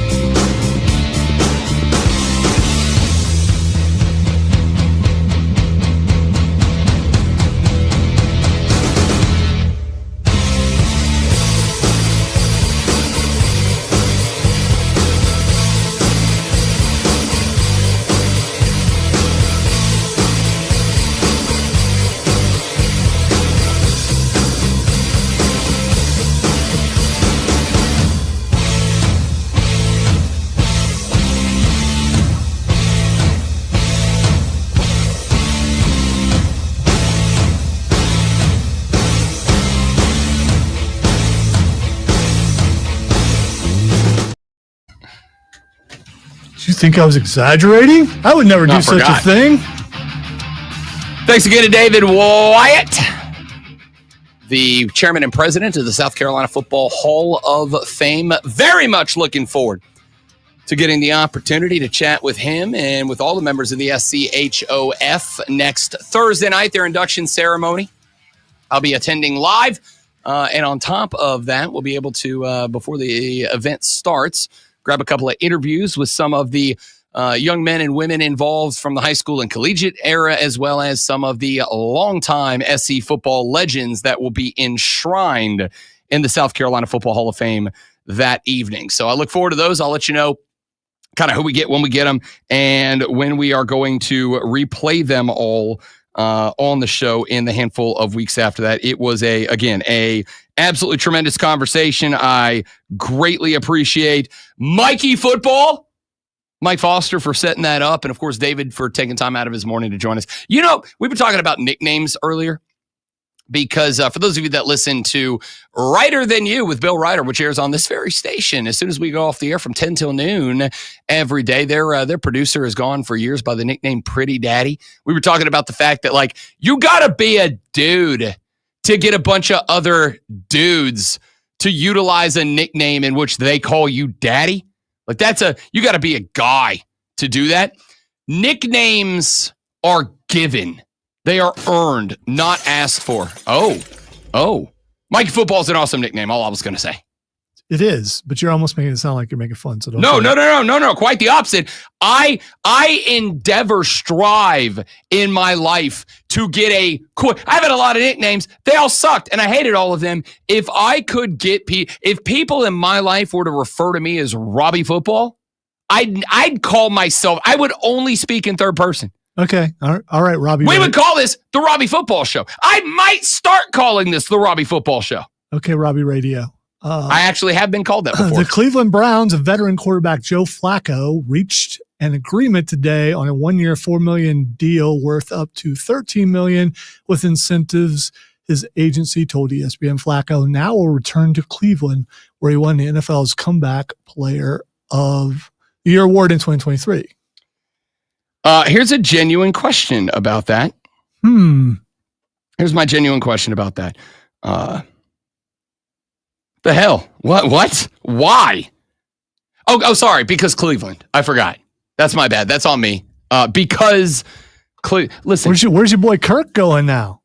Because he was hanging out in Cleveland, so maybe he was just going to the Rock and Roll Hall of Fame or something. I mean, maybe so. It's got to be Pittsburgh, right? Or he's cooked. Here's my conspiracy theory time. Here's my conspiracy theory time. Kirk lied to the Falcons outright. And while the Falcons have been like publicly, Kirk's a great guy. We love Kirk. He was great. He unfortunately just didn't work out the way we wanted it to, but he's a great guy. My background conspiracy theory now is that Kirk Cousins outright lied to the Atlanta Falcons. The Falcons have passed that information on, and every other team is like, nah, we good. We all right. Nah, we set. We're good. We'll go with Jameis Winston. Thanks very much. We'll go with Jameis, said the New York Football Giants. We'll go with Joe Flacco. Joe Flacco is like probably starting to get his AARP information in the mailbox. And we're going to go with Joe Flacco. He's not that much older than you, is he? Flacco? In football years, he's very old. I'm just saying, you're cracking on yourself. Joe Flacco is exactly my age, but I don't play pro football. In pro football years, it's like dog Don't you years. wish you did? Because you could go to Cleveland and make millions of dollars. Honestly, I'm not still convinced. Suck, but you still make millions of dollars. I'm not convinced that right now with enough. And you could play D&D with Myles Garrett. Cool, dude. I am not convinced right now that with like a solid effort on Photoshop and a good bit of video editing, I couldn't convince the Browns to sign me, right? Like, I'm pretty sure with enough Photoshop, and maybe I get like Keegan to go, let's go out to a football field. I'll throw a couple of passes. Then we'll like edit in a football game around me. I think I could convince the Cleveland Browns that I'm ready. That's what AI's for. Just go ahead and do that. Why do the Browns just continue to? Here's my favorite part. This comes. Is he the starter though? This comes because this is in that direction. Less than 12 hours after a news report from Cleveland included an interview with Deshaun Watson, who said, and I'm paraphrasing, but I'm pretty close, that he's using the fuel of the haters. He's using the fuel of the haters. The haters, man. They like to drink their haterade and eat their hater tots as his fuel for a comeback. Deshaun, if you were utilizing the fuel of the haters as fuel, you should be able to go nuclear, man. If the haters are your fuel for a comeback, my guy, everybody in America is certified hater mode right now. If hater is fuel for the fire for Deshaun Watson, that man could power a small country for a number of years. No, Deshaun, you're the owner of the club, notorious for being a well, I'll let you fill in the blank with whatever word you want to use here. I don't want my boss getting any emails that I made an unacceptable personal attack on the show. So I'll just say your owner, who is a and I'll let my dear listeners fill in the blank, said a week ago that the trade for and the signing of you was, and I quote directly, a big swing and a miss. Joe Flacco. That's where we're going. Cleveland's drafting a quarterback, right?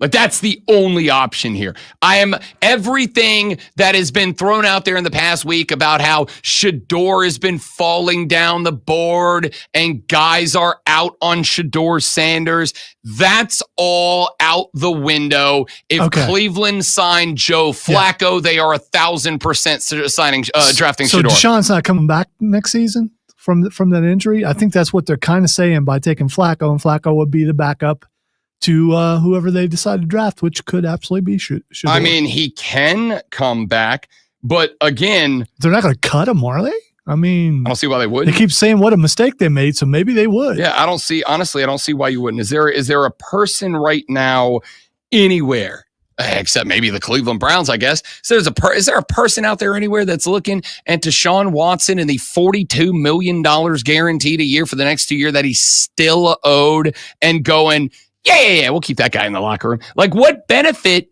does he add to your locker room?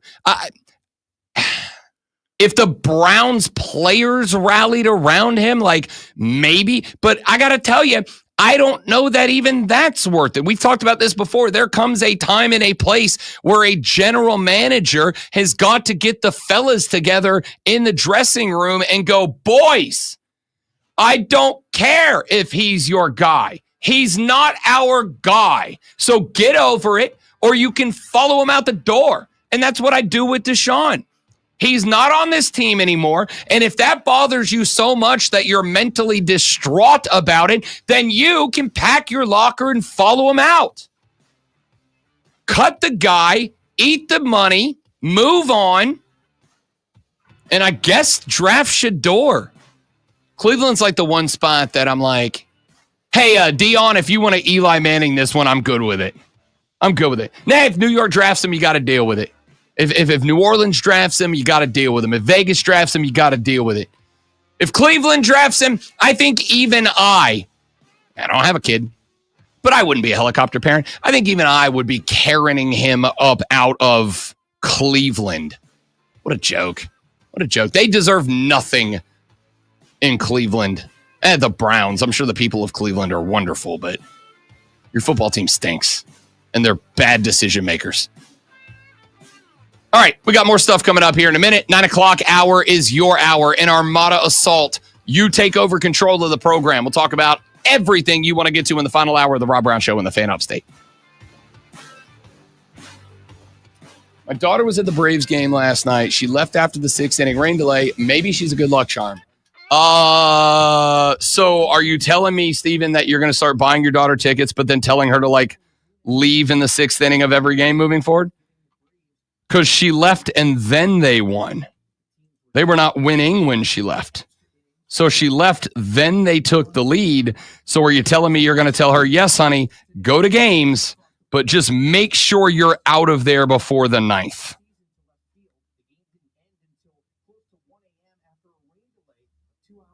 Oh, it was later than I thought it was when I went to bed. No wonder I'm a very tired boy this AM. Worth it. Worth it. Was it? Worth it. I say so.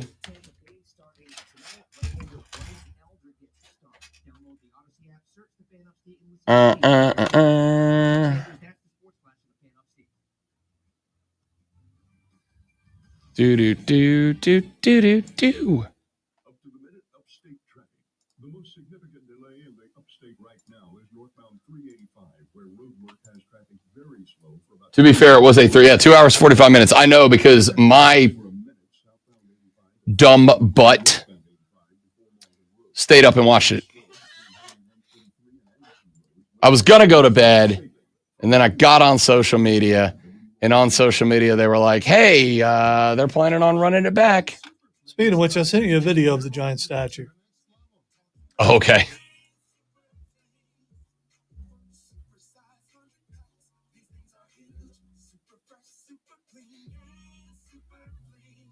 Super Flings laundry pads have 4 times the Oxy cleaning power and 3 times the Febreze freshness versus Gain Original Liquid. Super fresh, super clean. Gain Super Flings. Gain Super Flings for next level laundry.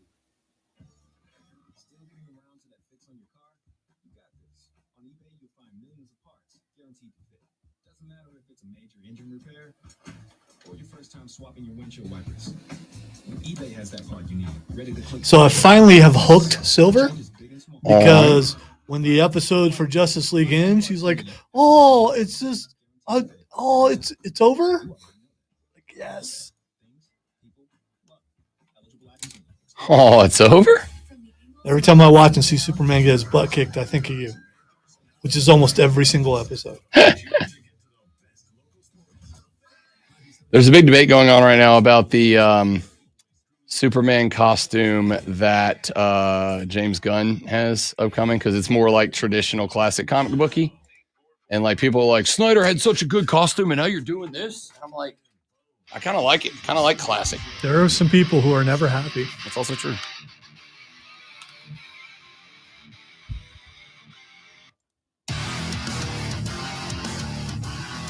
Okay, that kind of goes hard in the paint. Yeah. Kind of like that. It's called Shockwave Surfer. That's solid. Big fan. Big fan. I like that a lot. All right. Let's get some more news and notes and stories up in here, shall we?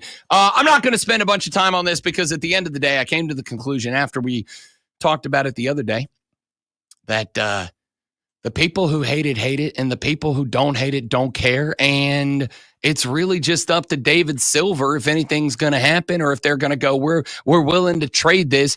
Ja Morant has decided that the hand grenade celebration is his new thing. He said yesterday after shoot around when he was doing it on the floor, quote, "That's my celebration now until somebody else has a problem with it and I'll find another one," end quote. The league handed down a $75,000 fine on April 4th after Morant twice made what was considered a, quote, "inappropriate imaginary gun aiming gesture on the court." He was previously warned by the league office that this gesture would be interpreted in a negative light. The gesture that drew the fine was during the Grizzlies' 110-108 victory over Miami, but it drew the league's attention back on April 1st when he did it against Golden State. We talked about that game when it happened. The fine was the culmination of several questionable incidents involving firearms. Morant was suspended for 25 games at the start of the 2023-2024 season after he was seen on a video waving a gun around in a car. He was previously suspended 8 games after he was seen with a gun in a Denver area night spot. Morant said of the latest fine, quote, "I wasn't surprised just for showing people what's pretty much been evident for the last 2 years," end quote. So I guess this was my problem from the beginning is, so you know then. Like, so you understand then why this for you is an issue. So he's saying he's a victim. I mean, kinda. Yeah, he's like he's proven that he's a victim and they're coming after him. No. What he's doing is what so many people in America do nowadays, which is, oh, I am the victim. No, you're not. You did the thing, buddy. You did the thing. You like we saw you. It's on national television, pal. We all saw it, pal. Your Instagram live that got you canned had thousands of people watching it. I don't know if you know this about Instagram, but when you go live, you're live. We all see it. We know what happened. Your game against Steph Curry and the Golden State Warriors was, again, live on national television. Anyway, the celebration came because a former player, I do not remember off the top of my head who it was, a former player was having the same conversation that I had of like, Ja, dude, like, I mean, do whatever you want, but also you're costing yourself tens, if not hundreds of millions of dollars over the life of your career because you're creating a world in which you're a bit of a pariah and big time, not every, but big time companies are going to stay away from that at large, maybe do something else. And one of the players specifically said, I don't know, like pretend to throw a grenade or something. So then he did that. And then there was a lot of conversation about it after the first time he did it when we came in here and we're like, I mean, all right, I guess. And then he not just did it again, but then he said, yeah, no, that's what I do now. Do we have a problem with that? There's not really an epidemic of grenade violence going on, and you haven't seen me on Instagram Live chucking live grenades around, so like I'm good, right? Okay. Like I guess it's better. I don't know. Shaq said it happened during a game on TNT last night. Kenny Smith noted that Morant, quote, has a history that maybe he shouldn't be doing that, end quote. Shaq then added, quote, he knows what he's doing because y'all are going to keep talking about it, end quote. Charles Barkley then added that I'm sure Taylor Jenkins, who was fired March 28th, was thrilled about all of this because, quote, he ain't got to deal with this immature stuff. Can I say, Chuck might have hit the most important aspect of all of this, right? Like I can talk about my perspective on it from the perspective of as a gun advocate, as a gun owner, and as a gun enjoyer. I don't like it when people do stuff that makes people who are responsible gun owners have a tougher time doing that, right? But I think, honestly, if we need to attack this from a sports perspective, and we do, as this is a sports talk show, I think Chuck might have actually come up with the correct sports take, which is, at the end of the day, it just makes him look like he's immature and incapable of growth, right? Like it just makes him look like he's immature and incapable of recognizing when you are bringing unnecessarily unwarranted attention, negative attention, not just to you, but to your ball club. And I think that's kind of where you're at. I think that's kind of the spot you're in. So I think Chuck got this one. I think Chuck may have stumbled into the most important take from the standpoint of a sports perspective. Isaiah Bond, former Alabama Crimson Tider, turned Texas Longhorn, turned himself in on an outstanding sexual assault warrant yesterday morning to Frisco, Texas police, according to ESPN. Bond was subsequently released from jail after posting a $25,000 bail. Details of the allegations against Isaiah Bond were not immediately known. In a statement posted to Instagram, Bond said the accusation against him, quote, is patently false. He went on to say that, quote, regarding the accusation made against me, I would appreciate the time and opportunity to defend myself and prove the claims made patently false. I am in full cooperation with the authorities and will remain a willing and active participant in the investigation. Unfortunately, claims like this prove to be harmful to all involved, absent full review. I kindly request that all reserve judgment until the authorities provide a complete report based on truth and evidence. Bond was projected as a second-round draft pick. And interestingly enough, Bond was projected by Mel Kiper Jr., if you put any stock into the haired one, as being drafted number 57 overall to the Carolina Panthers. Bond spent one season at Texas. It was last season. 34 passes, 540 yards, and 5 touchdowns. Also rushed for 98 and a touch as well. Spent his first 2 seasons at Alabama, where those average numbers were slightly lower. Caught 65 passes for 888 yards and 5 touchdowns during 2 seasons with the Tide. Bond was clocked at 22 miles per hour top speed during the season and ran a 4.39 in the 40-yard dash during the scouting combine. I think it is fair for Isaiah Bond to ask for people to reserve judgment, as he is, again, according to him, an active and willing participant in the investigation against him.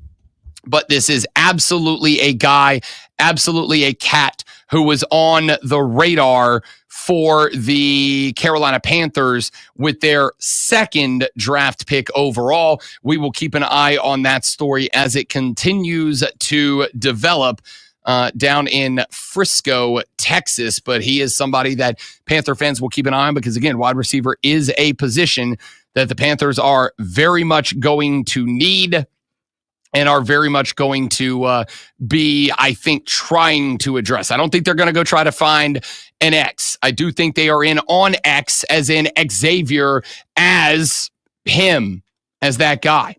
All right, real quickly, looking over at the NHL, the Carolina Hurricanes last night came up shy, a 5-4 shootout loss to Alex Ovechkin and his Washington Capitals. They do take a point away from the game after going to OT. Washington, with the points that they earned, did indeed and officially lock up the Metropolitan Division. They are going to stay in first, 78-50. They end they end last night with 109 points. Carolina is on a 4-game losing streak. It is currently, if I recall correctly, tied for the second longest active losing streak in the NHL. It is behind only the 7 consecutive for the San Jose Sharks. But the good news for Carolina is they have indeed locked up their playoff spot. And they have indeed locked up the second spot in the Metro. So they will end up in the Stanley Cup hunt, cannot win the division after the loss last night. But to me at this point, you got 4 left.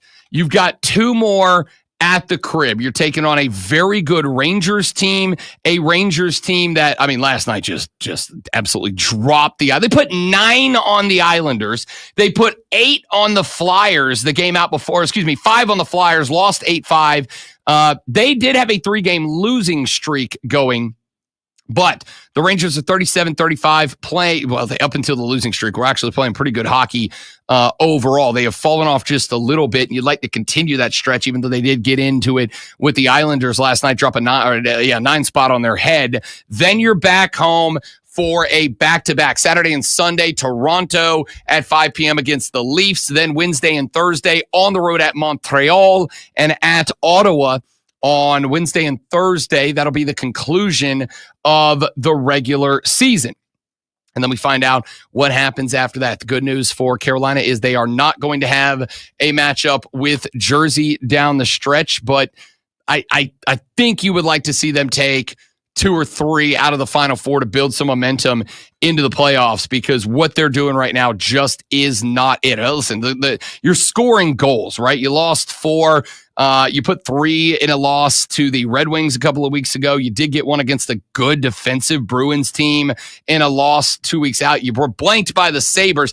The Sabres are a weird team. I'm not going to spend a bunch of time talking about Buffalo hockey, but this is a team that entered tank mode, and then it's just been winning and winning and winning and winning. They dropped one to the Blue Jackets 3-2 last night, but they got to tank mode and then won 5 in a row. Yeah, again, this is just further proof that nobody tanks. The whole concept of professional teams tanking is a joke. Nobody's going to tank, okay? Nobody is going to tank. Pro athletes are not going to tank. Pro coaches are not going to tank. Their job's on the line. They're not going to tank. But they should have. They should have. 'Tis what it is. Anyway, Rangers, Leafs, and then a pair up in Canada to wrap up the season for Carolina. They are sitting on 97 points. They are a full 8 out on top of the New Jersey Devils. So we'll see how that plays out down the stretch. And of course, as we mentioned, the Masters getting back underway today out at Augusta National Golf Course. This is going to be an interesting second day because, as we brought up earlier in the day, it rained in Augusta National. That changes the course a little bit. You're going to have slower greens than you did yesterday. A lot of the issues, like Rory McIlroy yesterday. Rory McIlroy, there is zero reason that Rory McIlroy should be sitting back where he is at even, but he gave back 4 strokes with a pair of double birdies down the stretch. He shot 7 on 15. He shot 6 on 17, a par 5 and a par 4 respectively, and it was all chipping. It was tough chips up onto the green, and then the ball just, again, it's like chipping on a concrete, right? Like take a golf ball, go out into your driveway, and like try to get that ball to stop within 3 or 4 feet on a concrete slope. It's damn near impossible to do, and even the best in the world are going to get got. Rory was 3 under heading out to the back 9, got another one 4 under after 13, but then 2 double bogeys inside the last 4 holes, dropped him all the way back to even, gave all 4 of his birdies back, and just 2 blown chips down the stretch. So today is interesting because those spots aren't going to be quite as difficult, aren't going to be quite as dangerous. The greens, again, they do have a drainage system. They will dry them out as much as they can because the last thing that the Masters wants is for Augusta not to be a challenging course. They want you to look like you are struggling, the best in the world out there. So they will drain it. They will take the big rolling pins on sticks and try to squeegee as much water off the greens as they can. But at the end of the day, the soil under that grass is going to be damp. It is going to slow the green down a little bit. Question mark is who takes advantage of that? Most days, the guys at the top of the leaderboard are going to be the guys that have the most strokes gained off the tee box and on the long irons.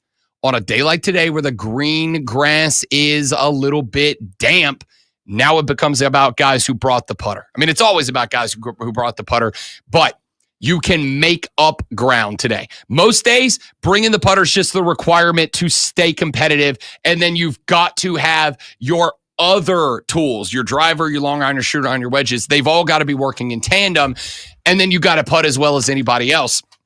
Today's a day where the best putters in the game may be able to actually get some strokes back when other days they wouldn't have quite as much of an advantage. So do have some guys out right now. Brian Campbell is out. He is 1 under through 2. Bubba Watson, 2-time Masters winner, is just wrapping up hole 1. Even through 1, Tom Hogue bogeyed 1, so he's +1 on the tournament. Matt McCarty got a +2, a double on 1, drops him 25 spots down to T36 at +1. As of right now, the projected cut, and this could change today, but the projected cut is +2. Phil Mickelson, Tony Finau, John Rahm amongst the golfers who are below the projected cut line. We'll talk some more Masters next hour. Armada Assault. Anything you want to get to, we get to it in the next hour. Anything you want out of a sports flash, Lonzo shall provide. Hope you don't mean anything. Some weird people out there going to ask some weird questions. South Carolina baseball opened a 3-game set. Texas A&M with an 8-7 extra inning loss last night. Jake McCoy went 3 innings, giving up 4 hits and 6 earned runs while walking 5 and striking out 3. The Gamecocks did record 11 hits on the night and held a 3-1 lead in the 3rd inning before the Aggies stormed back. The Atlanta Braves won their first series of the year with a 4-2 rain-delayed win over the Phillies. Spencer Schwellenbach worked 6 innings, allowing 7 hits, but just 1 run on a Kyle Schwarber homer in the 3rd inning before a rain delay of nearly 3 hours ended his day. Philadelphia took a 2-1 lead into the bottom of the 11th, but Austin Riley answered by scoring Ozzie Albies from the ghost runner spot on a double. The Braves improved to 3-8. with the win. Tune in this afternoon, 3:70 p.m. for Wire to Wire. It's 7 p.m., not 7.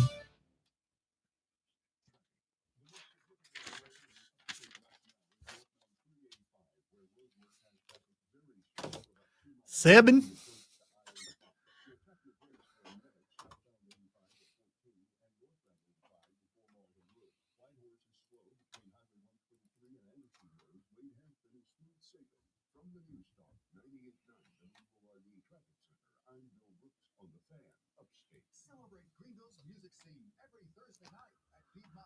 I'm guessing that you're talking about Rob's shirt.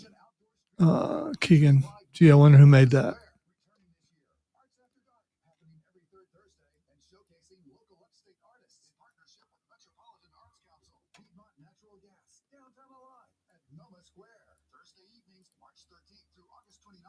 Visit GvilleEvents.com for more info. That's GvilleEvents.com. What if your business could see beyond what is and into what can be? What if you could create more impact in every decision? Every hour, I think it's the hour ahead and not the hour behind, and definitely not the present hour. So, like now, for some reason, I thought it was 10 o'clock, even though it's 9 o'clock last hour. I thought it was, you get it.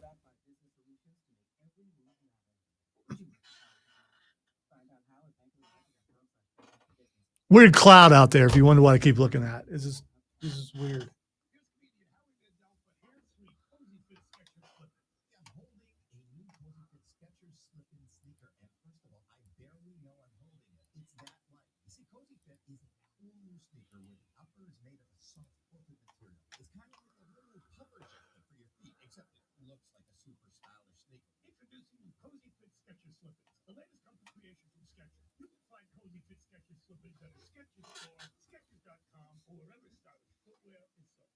When it comes to the best sports talk anywhere, listen to the Fan Upstate on Odyssey no matter where you are. In the car, at home, at work. Download the free Odyssey app on your phone. Search the Fan Upstate and you're in the game. The Fan Upstate. Wire to wire with Diesel and Cole Bryson. Turn on, leave on. Hey, let me ask you this question, because I saw these at the store the other day on these eggs. Is it okay to buy, because I don't think so, pre-boiled, hard-boiled eggs in a bag? Ugh. That is disgusting, isn't it? You know they sell them? You know that? Why don't you just get pickled eggs? Because they're not boiled. Are they pickled? I don't know. Preserved. I don't know the difference between a pickled and preserved. What's the difference? Do you boil an egg and then pickle it, or do you? No. Pickled. When you put it in pickling brine, it soaks in and just preserves the egg. But you still have to boil it, right? I don't think so. Do you have to? Yes, you do. I guess you do. Yes, you do. You know what? I guess you do. So I wouldn't know. Go Google's how to brine eggs. Wire to Wire with Diesel and Cole Bryson. Turn on, leave on. Afternoons 3 to 7 on the Fan Upstate. Your morning jolt of sports. It's the Rob Brown Show. Tune in tomorrow for Two Broke Girls. Now let's go out to Masters coverage. Thank you for joining us after another incredible episode of Two Broke Girls. I don't know if it's quite appropriate to say right now, Kat Dennings, absolute smoke show. So hot. The only thing on this network more beautiful than Augusta National Golf Course is Kat Dennings. Don't hit snooze. The Rob Brown Show. Now morning 6 to 10 on the Fan. The Fan Upstate. Thanks, Keegan. I'm partial to the shirt as well. Michael Cole coming out on McAfee stage with a big ass handle of Jack Daniels. Looks like a bottle to me. Oh, that's what I'm saying. The whole bottle of JD. And the cap's off, man. He's pulling straight from it. Does that mean he's drinking it? Oh, he's hammering it. He just said, since I was growing up, I had one dream, which is to come out to a stage in front of thousands of people and just drink Jack Daniels from a bottle. And he's doing it.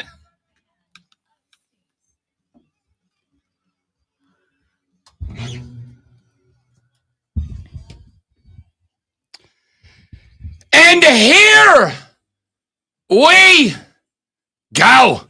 The final hour of the Rob Brown Show starts now. It is the Fan Upstate, the final hour of the show, the final hour of the day, the final hour of the week. Underway, just 54 minutes separate Lonzo and I from our weekends. You still got to go through your regular day of work, not the two of us. We're done. We're out of here. But we promise to give you the best 54 minutes of radio you're going to hear anywhere today for the next 54 minutes, or at least to try our best to do so. Final hour of the show. I don't do this very often, but I'm going to do it here mainly because I want to, and you can't stop me. Ladies and gentlemen, the final hour of the show, we are entitling it the Armada Assault. Why? Because it is proven that alliteration is good for radio. The Armada Assault underway for 53 minutes. You guys are in charge of the broadcast. John Morant's favorite segment of the show. Yeah, well, we're not calling it the hand grenade. Maybe we should. So you said Armada assault. I mean, how else are you going to assault? But with hand grenades. Yeah. The Armada assault underway for the next 53 minutes. You Or maybe are in horseshoes. charge of the radio program. What do you want to talk about? What do you want us to talk about? What do you want the Rob Brown Show Armada to talk about? Here is how you get it in front of the Armada. First off, the Hub City Spartan Burgers text line is there for you at 844-326-3663. 844 FANFONE. You can text the program. Anything that you want to get to is on the table. You can call in and join the show live on the air at 844-326-3663. 844 FANFONE. Jump on board, jump on the air, and chat with us there. You can tweet me at The Rob Brown Show, at The Rob Brown Show. If you want to come in that direction, you can tweet the great one at Lonzo on Word, at Lonzo on WORD. You can tweet everybody up in here at The Fan Upstate. If you want to go in that direction, at The Fan Upstate. There's all the different ways. Oh, and the email, rob.brown@thefanupstate.com. The dot's a period, by the way. Don't spell ROBDOTBROWN. rob.brown@thefanupstate.com. No one thought that. You never know. The dot was. You never know. I like to clear the bases. All right? Okay. Like to clear the bases. The just in people case. who did are using the phone with the big buttons, and you can't text from The old jitterbug, huh? Yeah. The old jitterbug. So if you want to jump on board, there's the different ways to do so. 844-326. I have a question, and we broached this in the first hour when we talked about Ronald McDonald. I don't understand why golfers dress like that. I don't get it. I mean, there's no uniform for a golfer unless you count their sponsors. Most other sports, even individual sports, have some sort of uniform. Golf doesn't. So why do what they're doing? Hang on. I would say individual sports may have like a style, like track and field. You have your shorts, you have your tank top, or you have your onesie or whatever you have. But you can, like, they're in track and field. I'm not talking about the Olympics. I'm talking about like, yeah, but that's still a team field sport. No, I'm talking about the individual events. 100-meter dash is an individual event. And at the events where, like, I'm not talking about like team events like the Olympics or a college meet. I'm talking about like there are actual professional track and field meets, right? Individual athletes go and they compete. But a lot of individual sports don't. But again, golf is, I would make the argument, golf is perhaps the most individual sport, right? Like it's the most. Live Tour is trying to make it a team sport. And I actually, for the record, as much as I despise the Live Tour and the people who run it, I actually kind of like that they stepped out of the box and tried something different and new. Because they had to, because they weren't going toe-to-toe, mano-a-mano with the PGA Tour. The PGA Tour has been doing it too long, and even though they're not perfect, they've been doing it too long and have it down to too much of a science to go up and try to beat them at their own game. So the Live Tour said, all right, we're going to try something different. We're going to play 3 days instead of 4, so you don't have to dedicate 4 days to watch a whole tournament. We're going to do shotgun starts. So everybody, like right now, if you're trying to tune into the Masters right now, you got 3 guys that go out, and then you got to wait 11 minutes, and then 3 more guys go out. For there to be 18 holes being played at any given time at Augusta National, it's going to take like 2 hours before the golf course is filled up, versus the Live Tour guys who throw 4 golfers on every tee and then shoot a gun to say start, like John Morant's a starter, right? And like, go get him. And so when you tune into a Live Tour event, they're whipping around from the get. You tune into the Masters right now, the first 45 minutes of the Masters, you're following 6 guys, maybe 9 guys. And then you got to, like, when you get to the end of the day, especially on, let's say Sunday, that somebody has a big day on Saturday, real good day on Sunday, in the early tee time on Sunday, right? They may get done and be the clubhouse leader by 7 strokes. And the next competitor is, still 2 hours from finishing, but they're not going to win this thing, right? They got to go 7 under through 9. That's not happening. Can be a little bit, not with the Live Tour. Those guys all start and finish at the same time by and large. Then they went with the team element. Everybody's competing for themselves, but there's also golfers and teams. The issue with the team concept in golf is it's still golf. You're just adding 4 individual scores together instead of, now if they did it a different way, like instead of having teams where you're taking 4 guys' scores and adding them together, low score wins. But what if they tried it a different way? What if instead of doing, individual stroke play, what if we played best ball? What if we played Texas, Texas, whatever it's called. What if we played a different format of golf just every now and then, just every couple of tournaments? Like this is a team tournament today. This is not an individual tournament. This is a team tournament. Today, it is the teams versus the teams, and we're playing best ball or whatever. Then I might be more interested. But even in its current most team-like activity in the Live Tour way, it's still an individual sport. And it is a sport that to some degree encourages individuality. It is a sport that encourages it. That is why you have always had characters like Payne Stewart, who came out there in his knickers with the pant leg rolled up to the knee and the knee-high socks and the old Irish driver's cap and all that. You get guys like, hey, he's not as loud as he used to be, but when Ricky Fowler first showed up on the tour, Ricky Fowler came out and he was always in like neon colors and a flat bill cap, which just at the time was a big no-no. He came out and he had a very young, youthful look to him and took a lot of heat from the old hats, but that was him. That was his individuality. I think it's a sport that encourages that, and then there's the other aspect of it, which is golf is, and Keegan just popped into the chat, said golf is the only sport where the fans dress like the athletes and look like they're waiting for someone to ask them to join. It's hilarious. That is kind of the other part of it is turn on to the Masters coming up at, go to the Masters app and you can watch it right now. They show a driver on the tee about to hit a shot. And when they scan the audience, there's 15 dudes that look like they might be one of the golfers. Right? 15 dudes in shape wearing golf pants and a polo shirt. If you're trying to stand out on a golf course, you kind of have to be over the top. Now, a lot of guys don't want to. Rory McIlroy came out yesterday in like beige khaki pants and a dark olive quarter zip over a polo. Like he didn't stand out at all.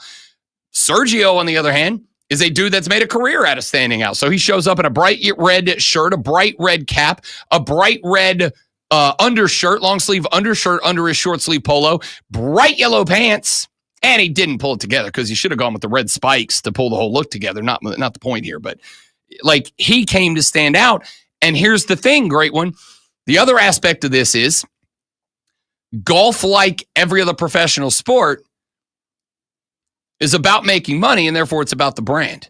Now, for some people, the brand is really good athlete. And for others, the brand is personality. I point to Bryson DeChambeau right now. Bryson DeChambeau is a guy who made his brand. He's adapted his brand a few times, but like he went away for a little while, came back. His brand for a while there was the dude who had bought all the way and fully into the science aspect of the game, right? In fact, there's a conversation going on right now because Bryson DeChambeau changed his balls for this tournament. He decided he wanted to have softer balls for this tournament. Golf balls. Yeah, we're talking about golf, of course. Okay. What else would I have been talking about? It could have been baseballs, footballs. Yeah. So Bryson DeChambeau wanted softer balls for this tournament. Golf balls. Because when he hits the balls, he wants the balls to be able to compress more. And that way he can hit the balls harder. Golf balls. Other balls compressing. I'm talking about painful. Golf. What else would I be talking about? Someone may have just tuned in and at that very moment and not know what you're talking about. We're talking about golf here, okay? So Bryson DeChambeau, playing the Masters at Augusta National Golf Course, said, I want softer balls so I can hit the balls harder with less pain. Golf balls. And so Bryson DeChambeau switched to top flight balls for this tournament. You know, if this gets picked for something, I'm just I'm talking about golf strategy. For Monday, if this particular segment would be picked for something. I'm talking about golf strategy. So let's say I haven't even gotten to tell you why Bryson DeChambeau wants softer balls. Let's say the boss were to like pull this segment and want to go over it with us. I'm about to lay it out for you. There's actually a very good reason behind Bryson DeChambeau wanting softer balls. Golf balls. The reason is that Bryson DeChambeau is a guy who obviously has a big stick, right? Like he's driving the balls as hard as he can, and the compression of your balls goes a long way into your performance. We're not making it to Monday. I'm talking about the science of the sport of golf. Your lack of specificity is I'm talking about disturbing. The Masters. I can't be more specific. I'm talking about one golfer and the Masters. I can't be more specific. I'm talking about Bryson DeChambeau and the science behind golf at the Masters. So, because Bryson wants to be able to hit balls farther, he wanted softer balls for this tournament. So he switched to Top Flight. And when asked why he had softer balls, Bryson said, because I played with them in the lab. And what I found... He played with the golf balls in the lab. Why do you keep saying that? We know. It's golf segment. It's a golf segment. I'm sitting over here. So he said, I took my balls in the lab and I found out that that these particular balls are 10% more compressible. And so when I hit the ball and it compresses. So you mean squeeze? Okay. Yeah, the golf balls compresses 10% more. Okay, all right. He said, so when I hit my balls and they are 10% squeezier, they get 10% more bounce. I probably added 2-3 yards of distance just by playing with softer balls, right? And so Bryson DeChambeau took that into the Masters, and yesterday was actually up like 1.4, 1.5 yards of distance, which may not make all the difference in the world, but on any given hole, 1.7 yards of difference might be the difference in cutting a dog leg versus having to play a layup shot a little more shallow, leaving yourself a longer approach. So the point here is that's Bryson. Bryson DeChambeau having soft balls is his brand. Like that. Golf balls. Right. Yes. Right. Obviously. That's his brand.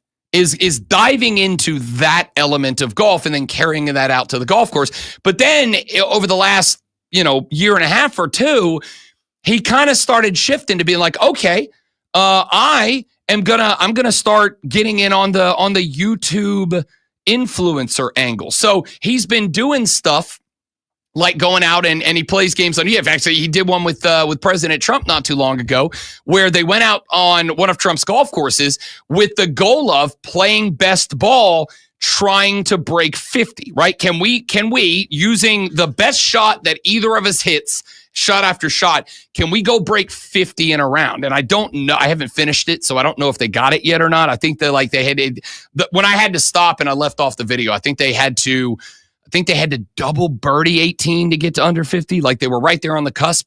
But he's created this thing. He was doing a thing at his own house where he was inviting just like random golfers from TikTok, to come to his house. And he's got, on the back of his house, he's got a putting green, right?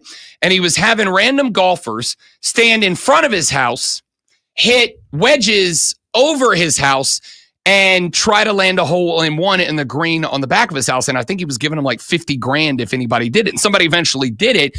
But this was like a long running TikTok series that even I was like, all right, well, I guess I got to open TikTok more to find out if Bryson DeChambeau is giving away money. Like, it's very compelling. And that's his brand now, is he understood golf is kind of taken off in the social media world to some degree. And so he was like, what if I take the popularity of a guy like a Mr. Beast, right, who's giving away all this money by having social media people show up and compete for it. What if I take that, but I make it about golf?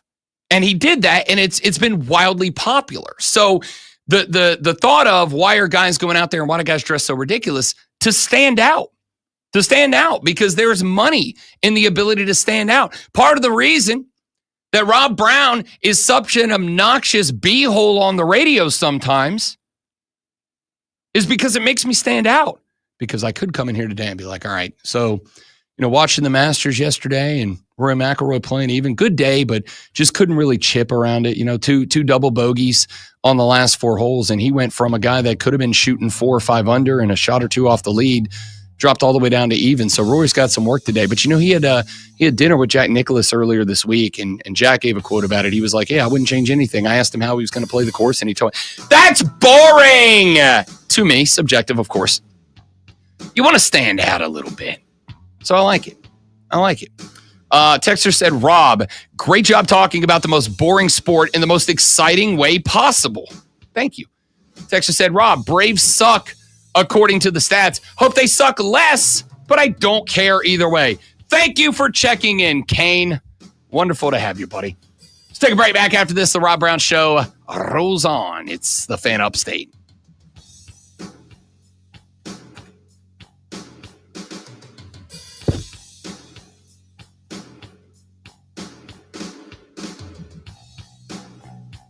I'm willing to risk it for the biscuit. That made me laugh. And was a very valid point.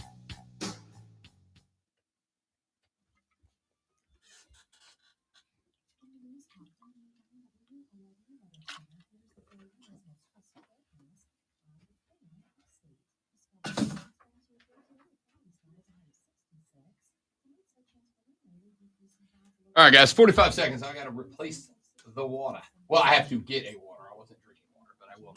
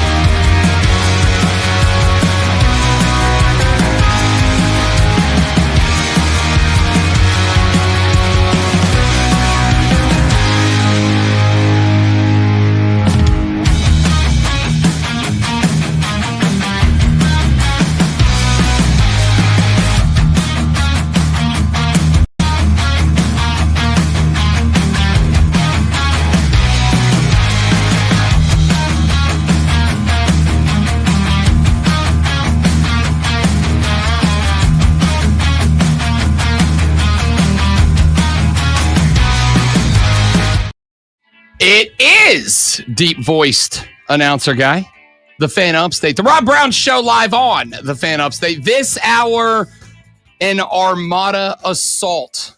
What we talk about here is completely and totally up to you. Anything and everything goes. Anything you want to get to, have at it. Now is your time to shine, to take over the show. Got a text because there's no off season to college football, baby. Got a question during the break on the text line from, where did it go? From Joe. Joe said, Rob, never too early for preseason predictions. What are the Gamecocks doing next year? So, listen, I think you have got a very similar setup, problem, issue that you had to last year, which is you've got a tough schedule. A tough schedule ahead of you. And yes, I understand, especially in 2025, everybody's schedule's tough and it happens to everybody. And yeah. Got it. Never looked at the Gamecock schedule and went, man, this is an easy schedule. I do not disagree. Playing the SEC is going to be, I'm tired of hearing a tough schedule. Hey, they play in the SEC. It's going to be difficult. Not all schedules are created equal. If you end up having your road games be in Tuscaloosa, Athens, Baton Rouge, and College Station, that's a different set than if your road games are at Vanderbilt, Lexington. Pick your poison there. So you're looking at a schedule that shapes up to be Virginia Tech to open. Tech's obviously down a bit right now, but it's not a bad football team. It's not a bad football team. It's not a great football team, but it's not a bad football team. This is a football team last year that lost to the Vanderbilt Commodores in overtime. They lost to at the time, top 10 Miami team by 4. They lost to Clemson by 10. They lost at Duke, which was one of the better Duke teams we've seen in a while, by 3. They did get wins over Virginia, Georgia Tech, Boston College, Stanford, Old Dominion. They beat Old Dominion by 20. That's the same Old Dominion team that gave South Carolina heck last year, and a 31-14 win over the Thundering Herd. So not the easiest one out of the gate. You got SC State coming to the crib, and then Vanderbilt. You open SEC play in week number 3. And again, Vanderbilt's an interesting team. Still waiting on a lot of what's happened with Diego Pavia, their starting quarterback, who was suing the NCAA, yada, yada, yada, yada, yada, yada, yada. But that's an interesting start getting them. Then you're on the road at Missouri, the Battle of the Columbias in week number 4. You are back home for Kentucky at LSU, back-to-back toughies, Oklahoma and Alabama. I have heard a lot of college football talking heads saying that they're picking Oklahoma as a sleeper this year, that Oklahoma was kind of and I think it's fair to say a bit of a disappointing team in 2024. Most of us thought to do what? To win the whole thing? To be competitive in the SEC, I think is as far as I'm willing to say. They got smoked by Texas. Obviously, South Carolina beat them 35-9. They lost to Ole Miss. They lost to Mizzou, and they lost to LSU, but they did beat the Crimson Tide. Remember, that was a game that took Alabama effectively out of the college football playoff race last year. It wasn't just that they lost to Oklahoma. It's that they lost 24-3 to Oklahoma and did not score a touchdown against the Boomer Sooners in that one. So disappointing season for Oklahoma, but a lot of people picking them on a bounce back. You got Alabama coming on October 25th, Saturday, November 1st. You are at Ole Miss, then at A&M back-to-back weeks. That's not going to be an easy 2-game stretch. Got to find out what old Joey Freshwater is going to do with the quarterback spot now that Jackson Dart is going to be, I think, a first-round pick at the NFL draft this year. Then you got Coastal Carolina and Clemson coming to the house. What's Clemson going to be this year? Expectations are back after making the playoffs as the ACC champion last year. We talked to John Blau on Monday about Cade Klubnik and the spring game. Said he had a couple of dimes in that game, but at the same time, it was a spring game where you were missing a slew of offensive starters. I don't have any idea what that ball club is going to be this year because I don't have any idea if the spots they needed help at, like for instance, by the way, Justin Rose just rolled in his first birdie of the day at 2, now at 8 under after 2 today. Listen, I think I'll look at it. Here's the way too early breakdown. Virginia Tech's a win. South Carolina State's a win. Vanderbilt's a win. At Missouri, Mizzou's going to be fine, but I don't think they're as good as last year. Let's say win. Let's say Kentucky's a win. That's a 5-0 start to the season, theoretically speaking. Now, we know Kentucky has kind of turned into a bit of a rivalry game over the last couple of years. So maybe not a guarantee, but I think a 5-0 start is reasonable. Let's say a loss at LSU. That's a tough place to go play. You know, you're going to end up getting stuck in a night game. Death Valley's going to be rocking. Let's say it's an L there. There's 5-1 to start the season. Oklahoma's a toss-up game to me. Alabama, I don't know. Alabama's like Clemson. I don't know. They're losing Jalen Milroe going to the draft. They're losing a ton of talent from both sides of the football. Kalen DeBoer's first year, on one hand, he was 1 spot out of the playoffs. On the other hand, it was a 12-spot playoff. So it's like, I am not out on Kalen DeBoer. A lot of people are. A lot of people think he's cooked. I'm not out on Kalen DeBoer. I think that it was always going to be a tough regime change. You know the old expression in college football. Nobody wants to be the guy that follows the guy. And Nick Saban might be the guy of all time. And they lost a ton of talent. But Kalen DeBoer's recruiting his ass off right now. And he's got a lot of guys coming in. You know Alabama's always a portal destination. He can pretty much pick whoever he wants out of there. So, I don't know what Alabama is. Let's say loss. We're sitting now at a 5-0 start and then 0-3 to LSU, Oklahoma, and Alabama. Ole Miss, Texas A&M, as far as I'm concerned, 2 toss-ups there. I'm still not a believer in Texas A&M. All right, I'm just not. A couple of toss-ups there. Let's say they get one and drop one. We're looking at 6-4. Coastal Carolina should be 7-4. A win over Clemson makes you 8-4. I mean, I'm not ready to say Shano's got the boys on the cusp of winning the East just yet. I am saying the expectations are. Is it fair to say the expectations are elevated? I asked you guys going into last year, what are your legitimate, reasonable, genuine expectations? Don't call me and say 12-0. You're saying that 8-4 is possible. But you're acting like that's the dream. I'm saying 8-4. I would be able to go, that's a good season. 9-3 is a great season. Anything above 9-3, I just respectfully don't think is possible yet. Listen, and for the record, I think Lenora Sellers is a Heisman threat this year, just so we're clear. Okay? I think Lenora Sellers is a Heisman threat. But who are we throwing the ball to? Who's going to be that guy on the outside that is his playmaker? Who is going to be the Xavier Legette to his Spencer Rattler from a couple of years ago? Who's going to be that guy? I don't know the answer to that. Who's going to run the ball with Rocket moving on? I don't know the answer to that. We got questions about the offense. I think 8-4 is a reasonable roof expectation for this team. If you get to 9 wins, boy, howdy, look out. That would be a sign that the train is rolling. The Shane train is on the tracks and a chug-a-lugging along.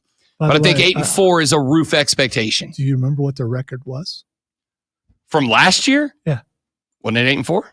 Or was it? No, I got the 9, didn't they? It's 9-4. Yeah, because they got they took the L to Illinois in the bowl game. But they beat Clemson. To wrap up the year 17-14. End of the year on a 6-game win streak? So you're saying expectations are to finish less than they did last year? I have also said, I think they overperform in a good way, in the best possible way. I would love to have this year prove that last year was not an overperformance. I would love for them to prove that last year was not. And by the way, you ended with 9 wins and you had Alabama on the bleeping ropes. You lost by a deuce. You could have won that game, right? That's 10 wins. That's 10 wins and in the playoffs, right? So I very much hope against hope that this team, for the sake of the Gamecock fans out there, and the fact that if this team makes the playoffs, my wife's going to be a very happy lady, and I'm always on board for that.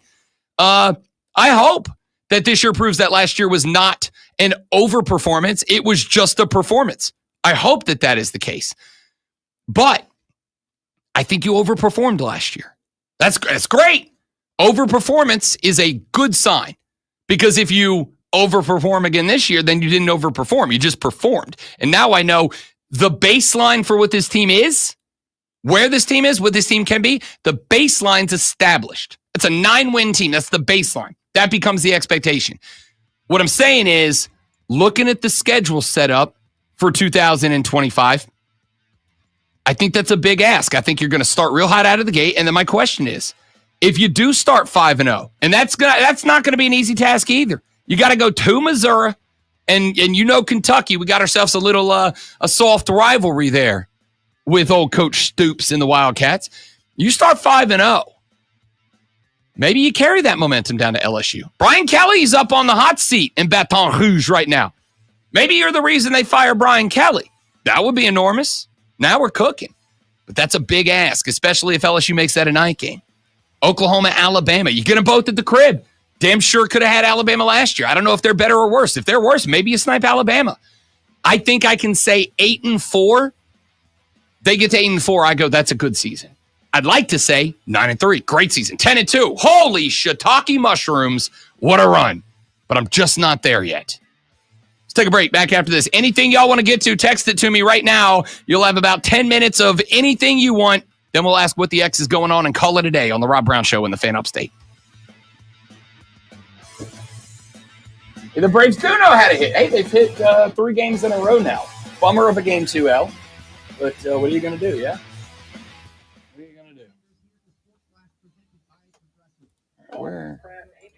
I just wanted to say, I was watching your most recent wrestling match. Dude, you've made such incredible progress. And I just wanted to commend you on that. Gamesmanship, your technique, you're in amazing shape right now. And, when one friend notices the progress of another friend. It's progress wrestling, so every time it's very good. And so here I am reaching out, buddy, just saying, buddy, that buddy, our friendship progress is. I hope that you would do the same for me. If you saw something that I did that you liked, that you would reach out and tell me that you like my progress. And I just want to tell you that I commend your progress.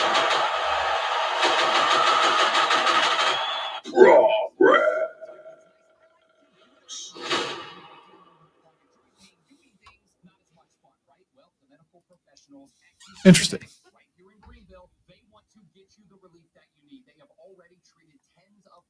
Oh, I'm worried about that, Keegan.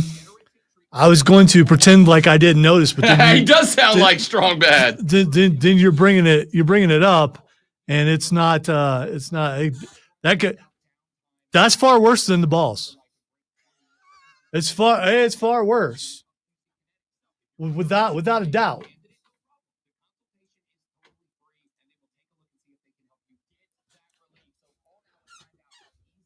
And plausible deniability does not work in this because listening is what I'm supposed to be doing, and the fact that he did that, and if it was spelled out, it would be a problem. The mushrooms. Oh, holy shiitake mushrooms? Yes. I've heard my former colleague use that phrase. I haven't. That's and for the record, here's the thing. That's way too creative for him. He stole it from someone. That's what he does. I've heard people use that before. I have never used that expression, and I have no idea why I did that. Yeah. I have never used that expression. Like, I have what are you no doing? idea why that popped in my brain at that moment. Like, that was one of those moments that as soon as I said it, I'm like, not that I'm like against it or I think it's bad. I just said it, and I'm like, why did I say holy shiitake mushrooms? I've never said that on the radio.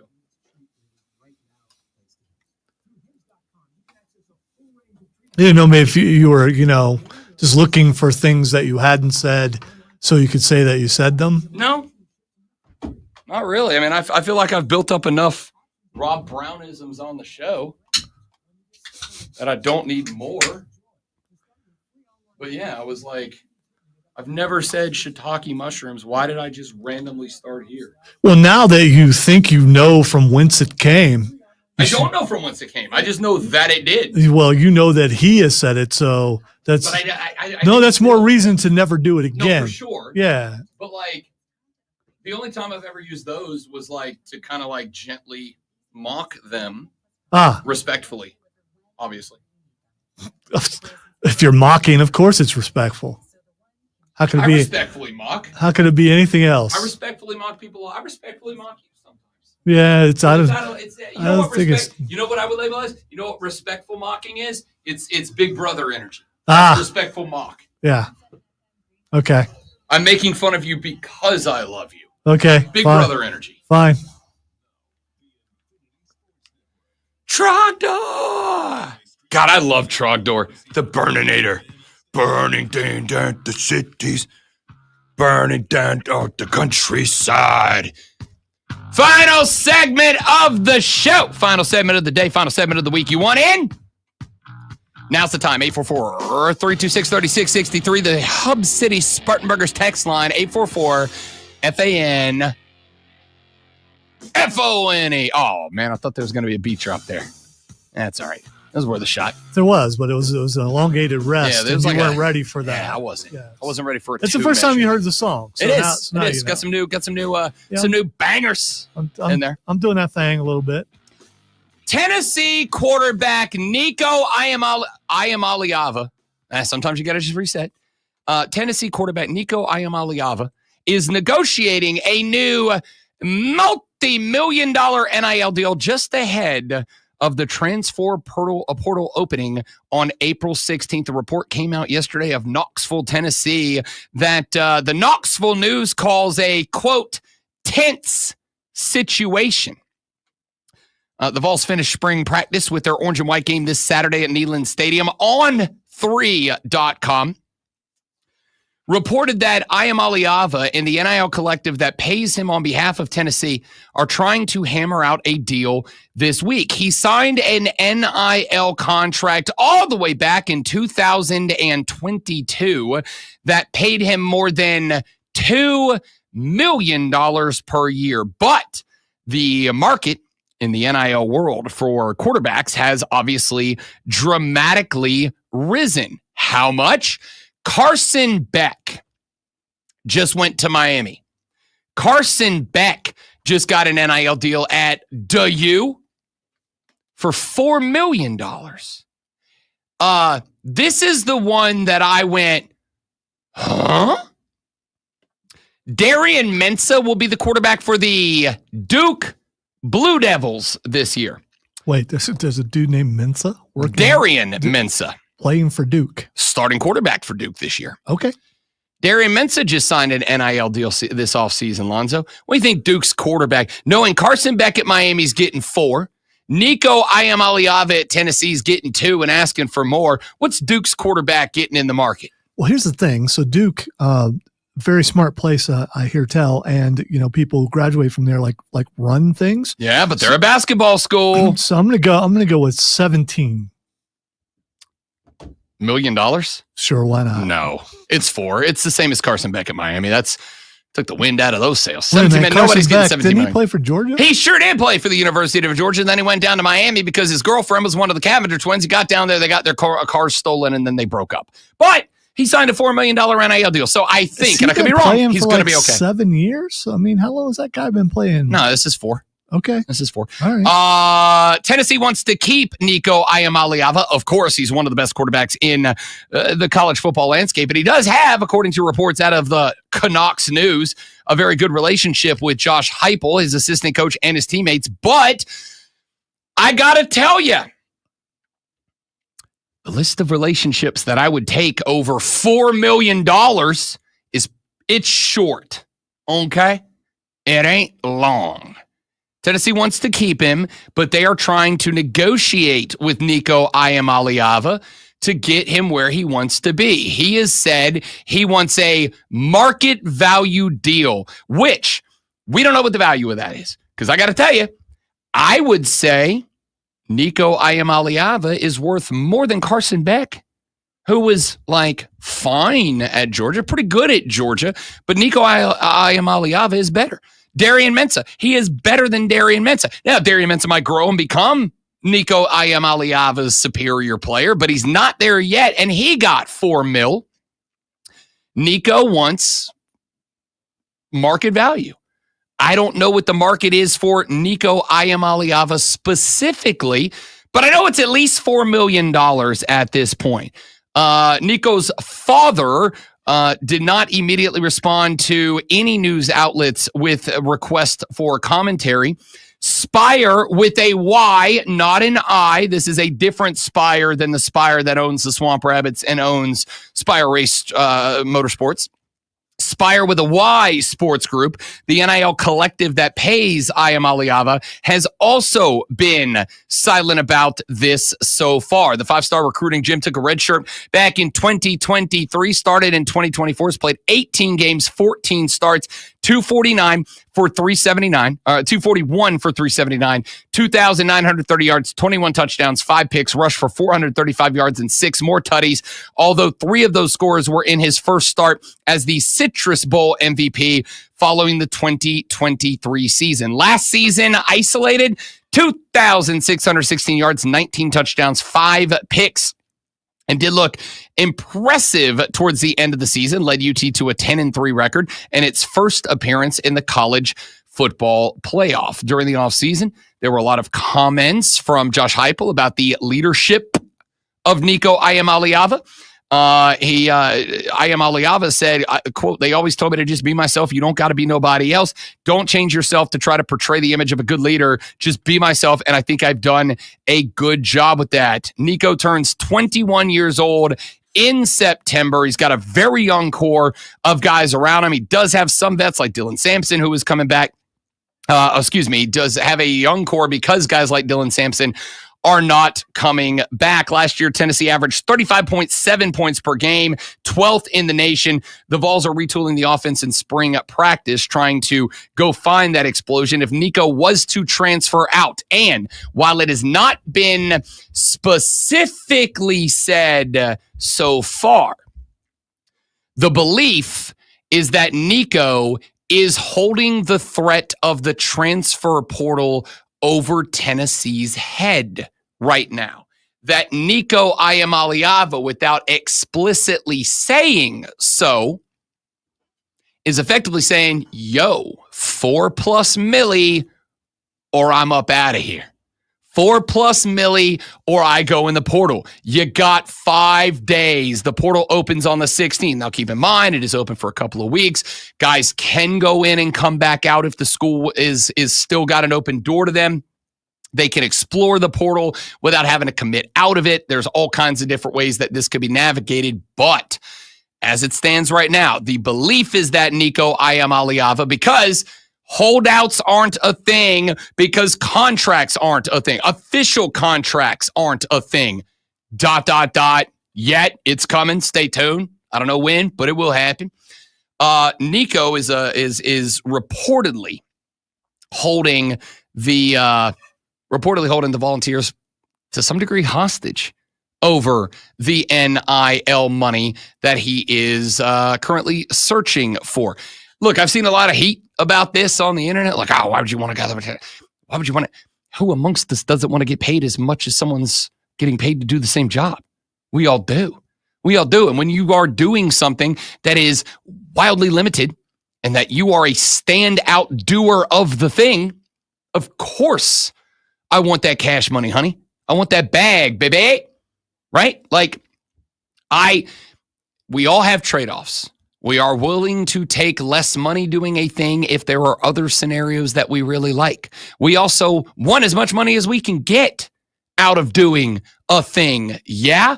So I think that it is beyond fair for Nico to go, wait a minute, this is legal. Everybody's doing it.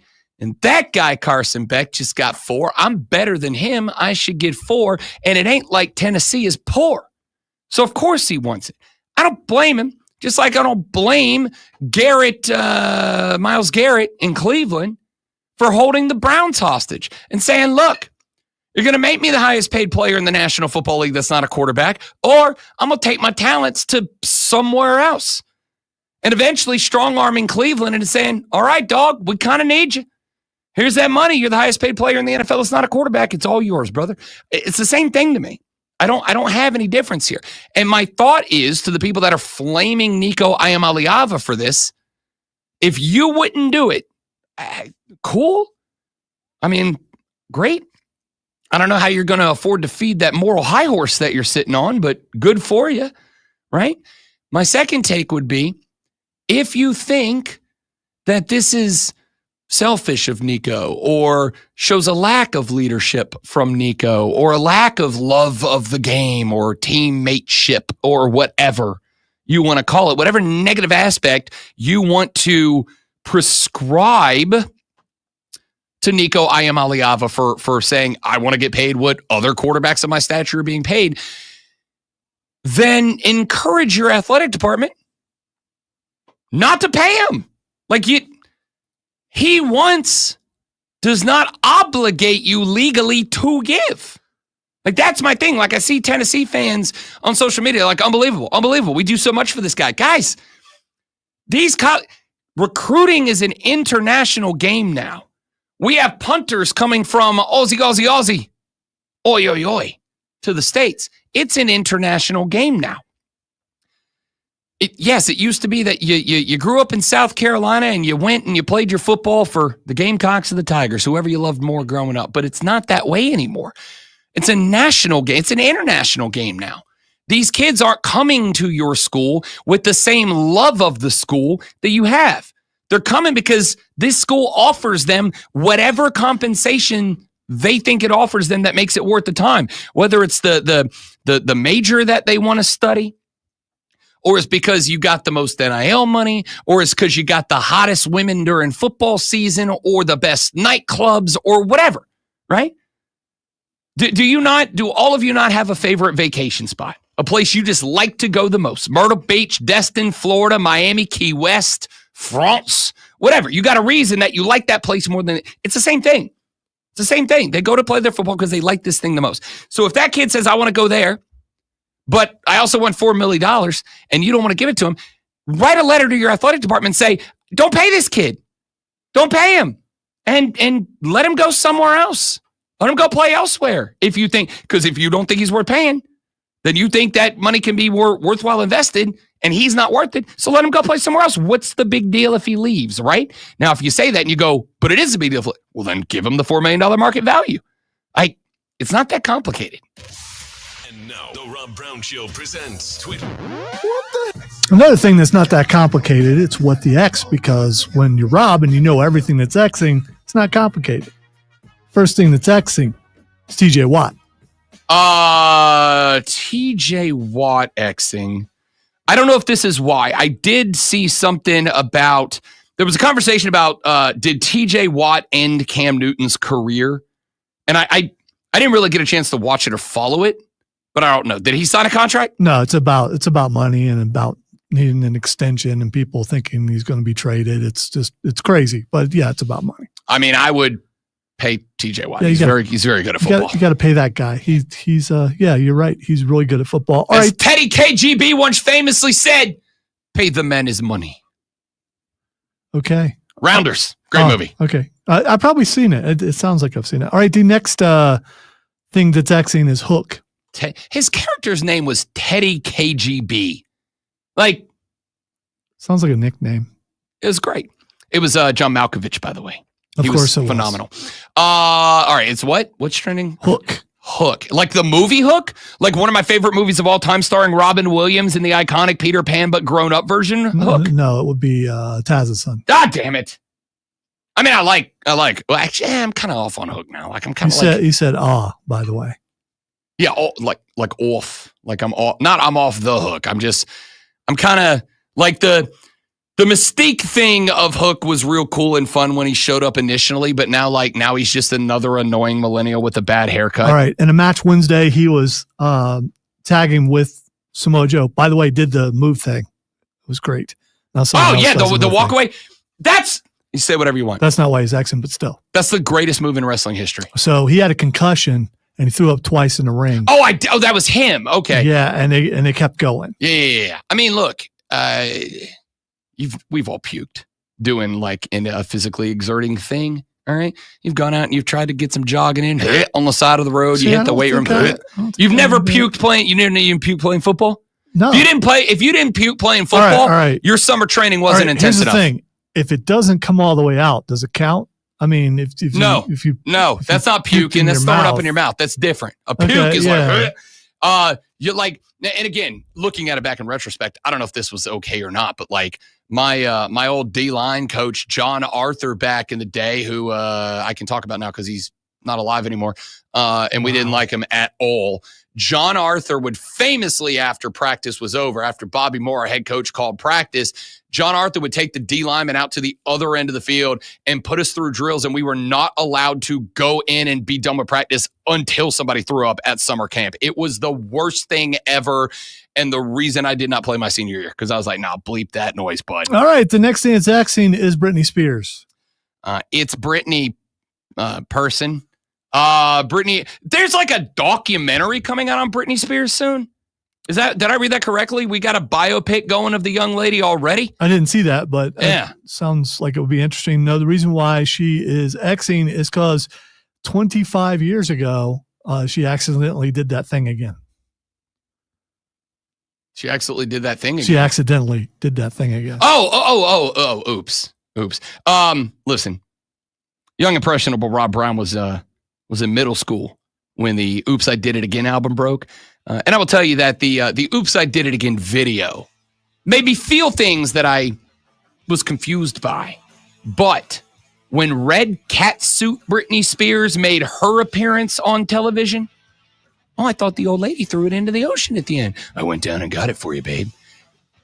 That was, I think I can mark it down at the moment in time that I went, I'm an adult now. Thank you, Britney Spears. All right, listen to it on a sports thing. The last thing that's Xing is Kirk Cousins. Hey, I don't know what old Kirk's going to do. Yeah, neither does anyone else. That's why he's Xing. I mean, Atlanta paid him enough money that he doesn't have to do anything if he doesn't want to. He's still getting paid for next year one way or the other. He's a Steelers. And because they're not going to be what's happening in Cleveland, they can't draft the quarterback. He's a Steelers now. Y'all have a great day. Have a great weekend. Do not drink and drive. I will punch you in the face. Come back Monday. Let's do it all over again, but better. For Lonzo, I'm Rob. Enjoy your weekend, y'all. See you back here Monday on the Rob Brown Show and the Fan Upstate. Later.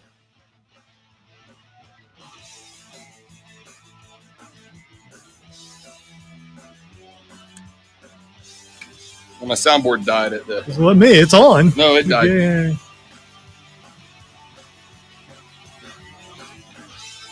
Yes, James. That means a lot of people are old. I did it again. I played with your heart. Got lost in the game. Ooh, baby, baby. Oops, you think I'm in love. That I'm sent from above. I'm not that innocent. I think my problem is this. All right, that's enough of that. I got to stop. He's not going to Cleveland, though, because Cleveland just signed Flacco. It might feel like, but that doesn't mean that I'm serious. But to lose all my senses, that is just so typically me. So baby. Oops. All right, I got to stop. That's going to be in my head for a month. All right. That's it. Thanks for being here. You're all amazing people. Tell your friends about us. Drinking during Hey, go home. Bye-bye. Sounds like you're just threatening people for no reason. Don't drink and drive. I'll punch you in the face. No, I will punch you in the face for drinking and driving. That is something I stand on. And this man is holding a bat. I won't hit you with a bat. I will punch you in the face. Speaking of which, I saw a video. If you drink, great. If you drive, we all do what you have to. Don't do them together, or I will punch you in the face. That's the threat. Saw a video of Sting was actually on Walker, Texas Ranger and fought and lost Walker, Texas Ranger. That's awesome. I did not know that. Sting was a biker. So out of yeah. So Chuck Norris rides the motorcycle in, jumps on the seat, and then jumps off and kicks Sting in the face. Sweet. Yeah, it was pretty cool. That is rad. All right, boys and girls, that is indeed it for us. We got to go because I got stuffs to do. The wife leaves for West Palm Beach, Florida tomorrow for a week for a conference, so I have to go. Also, lights out, we out.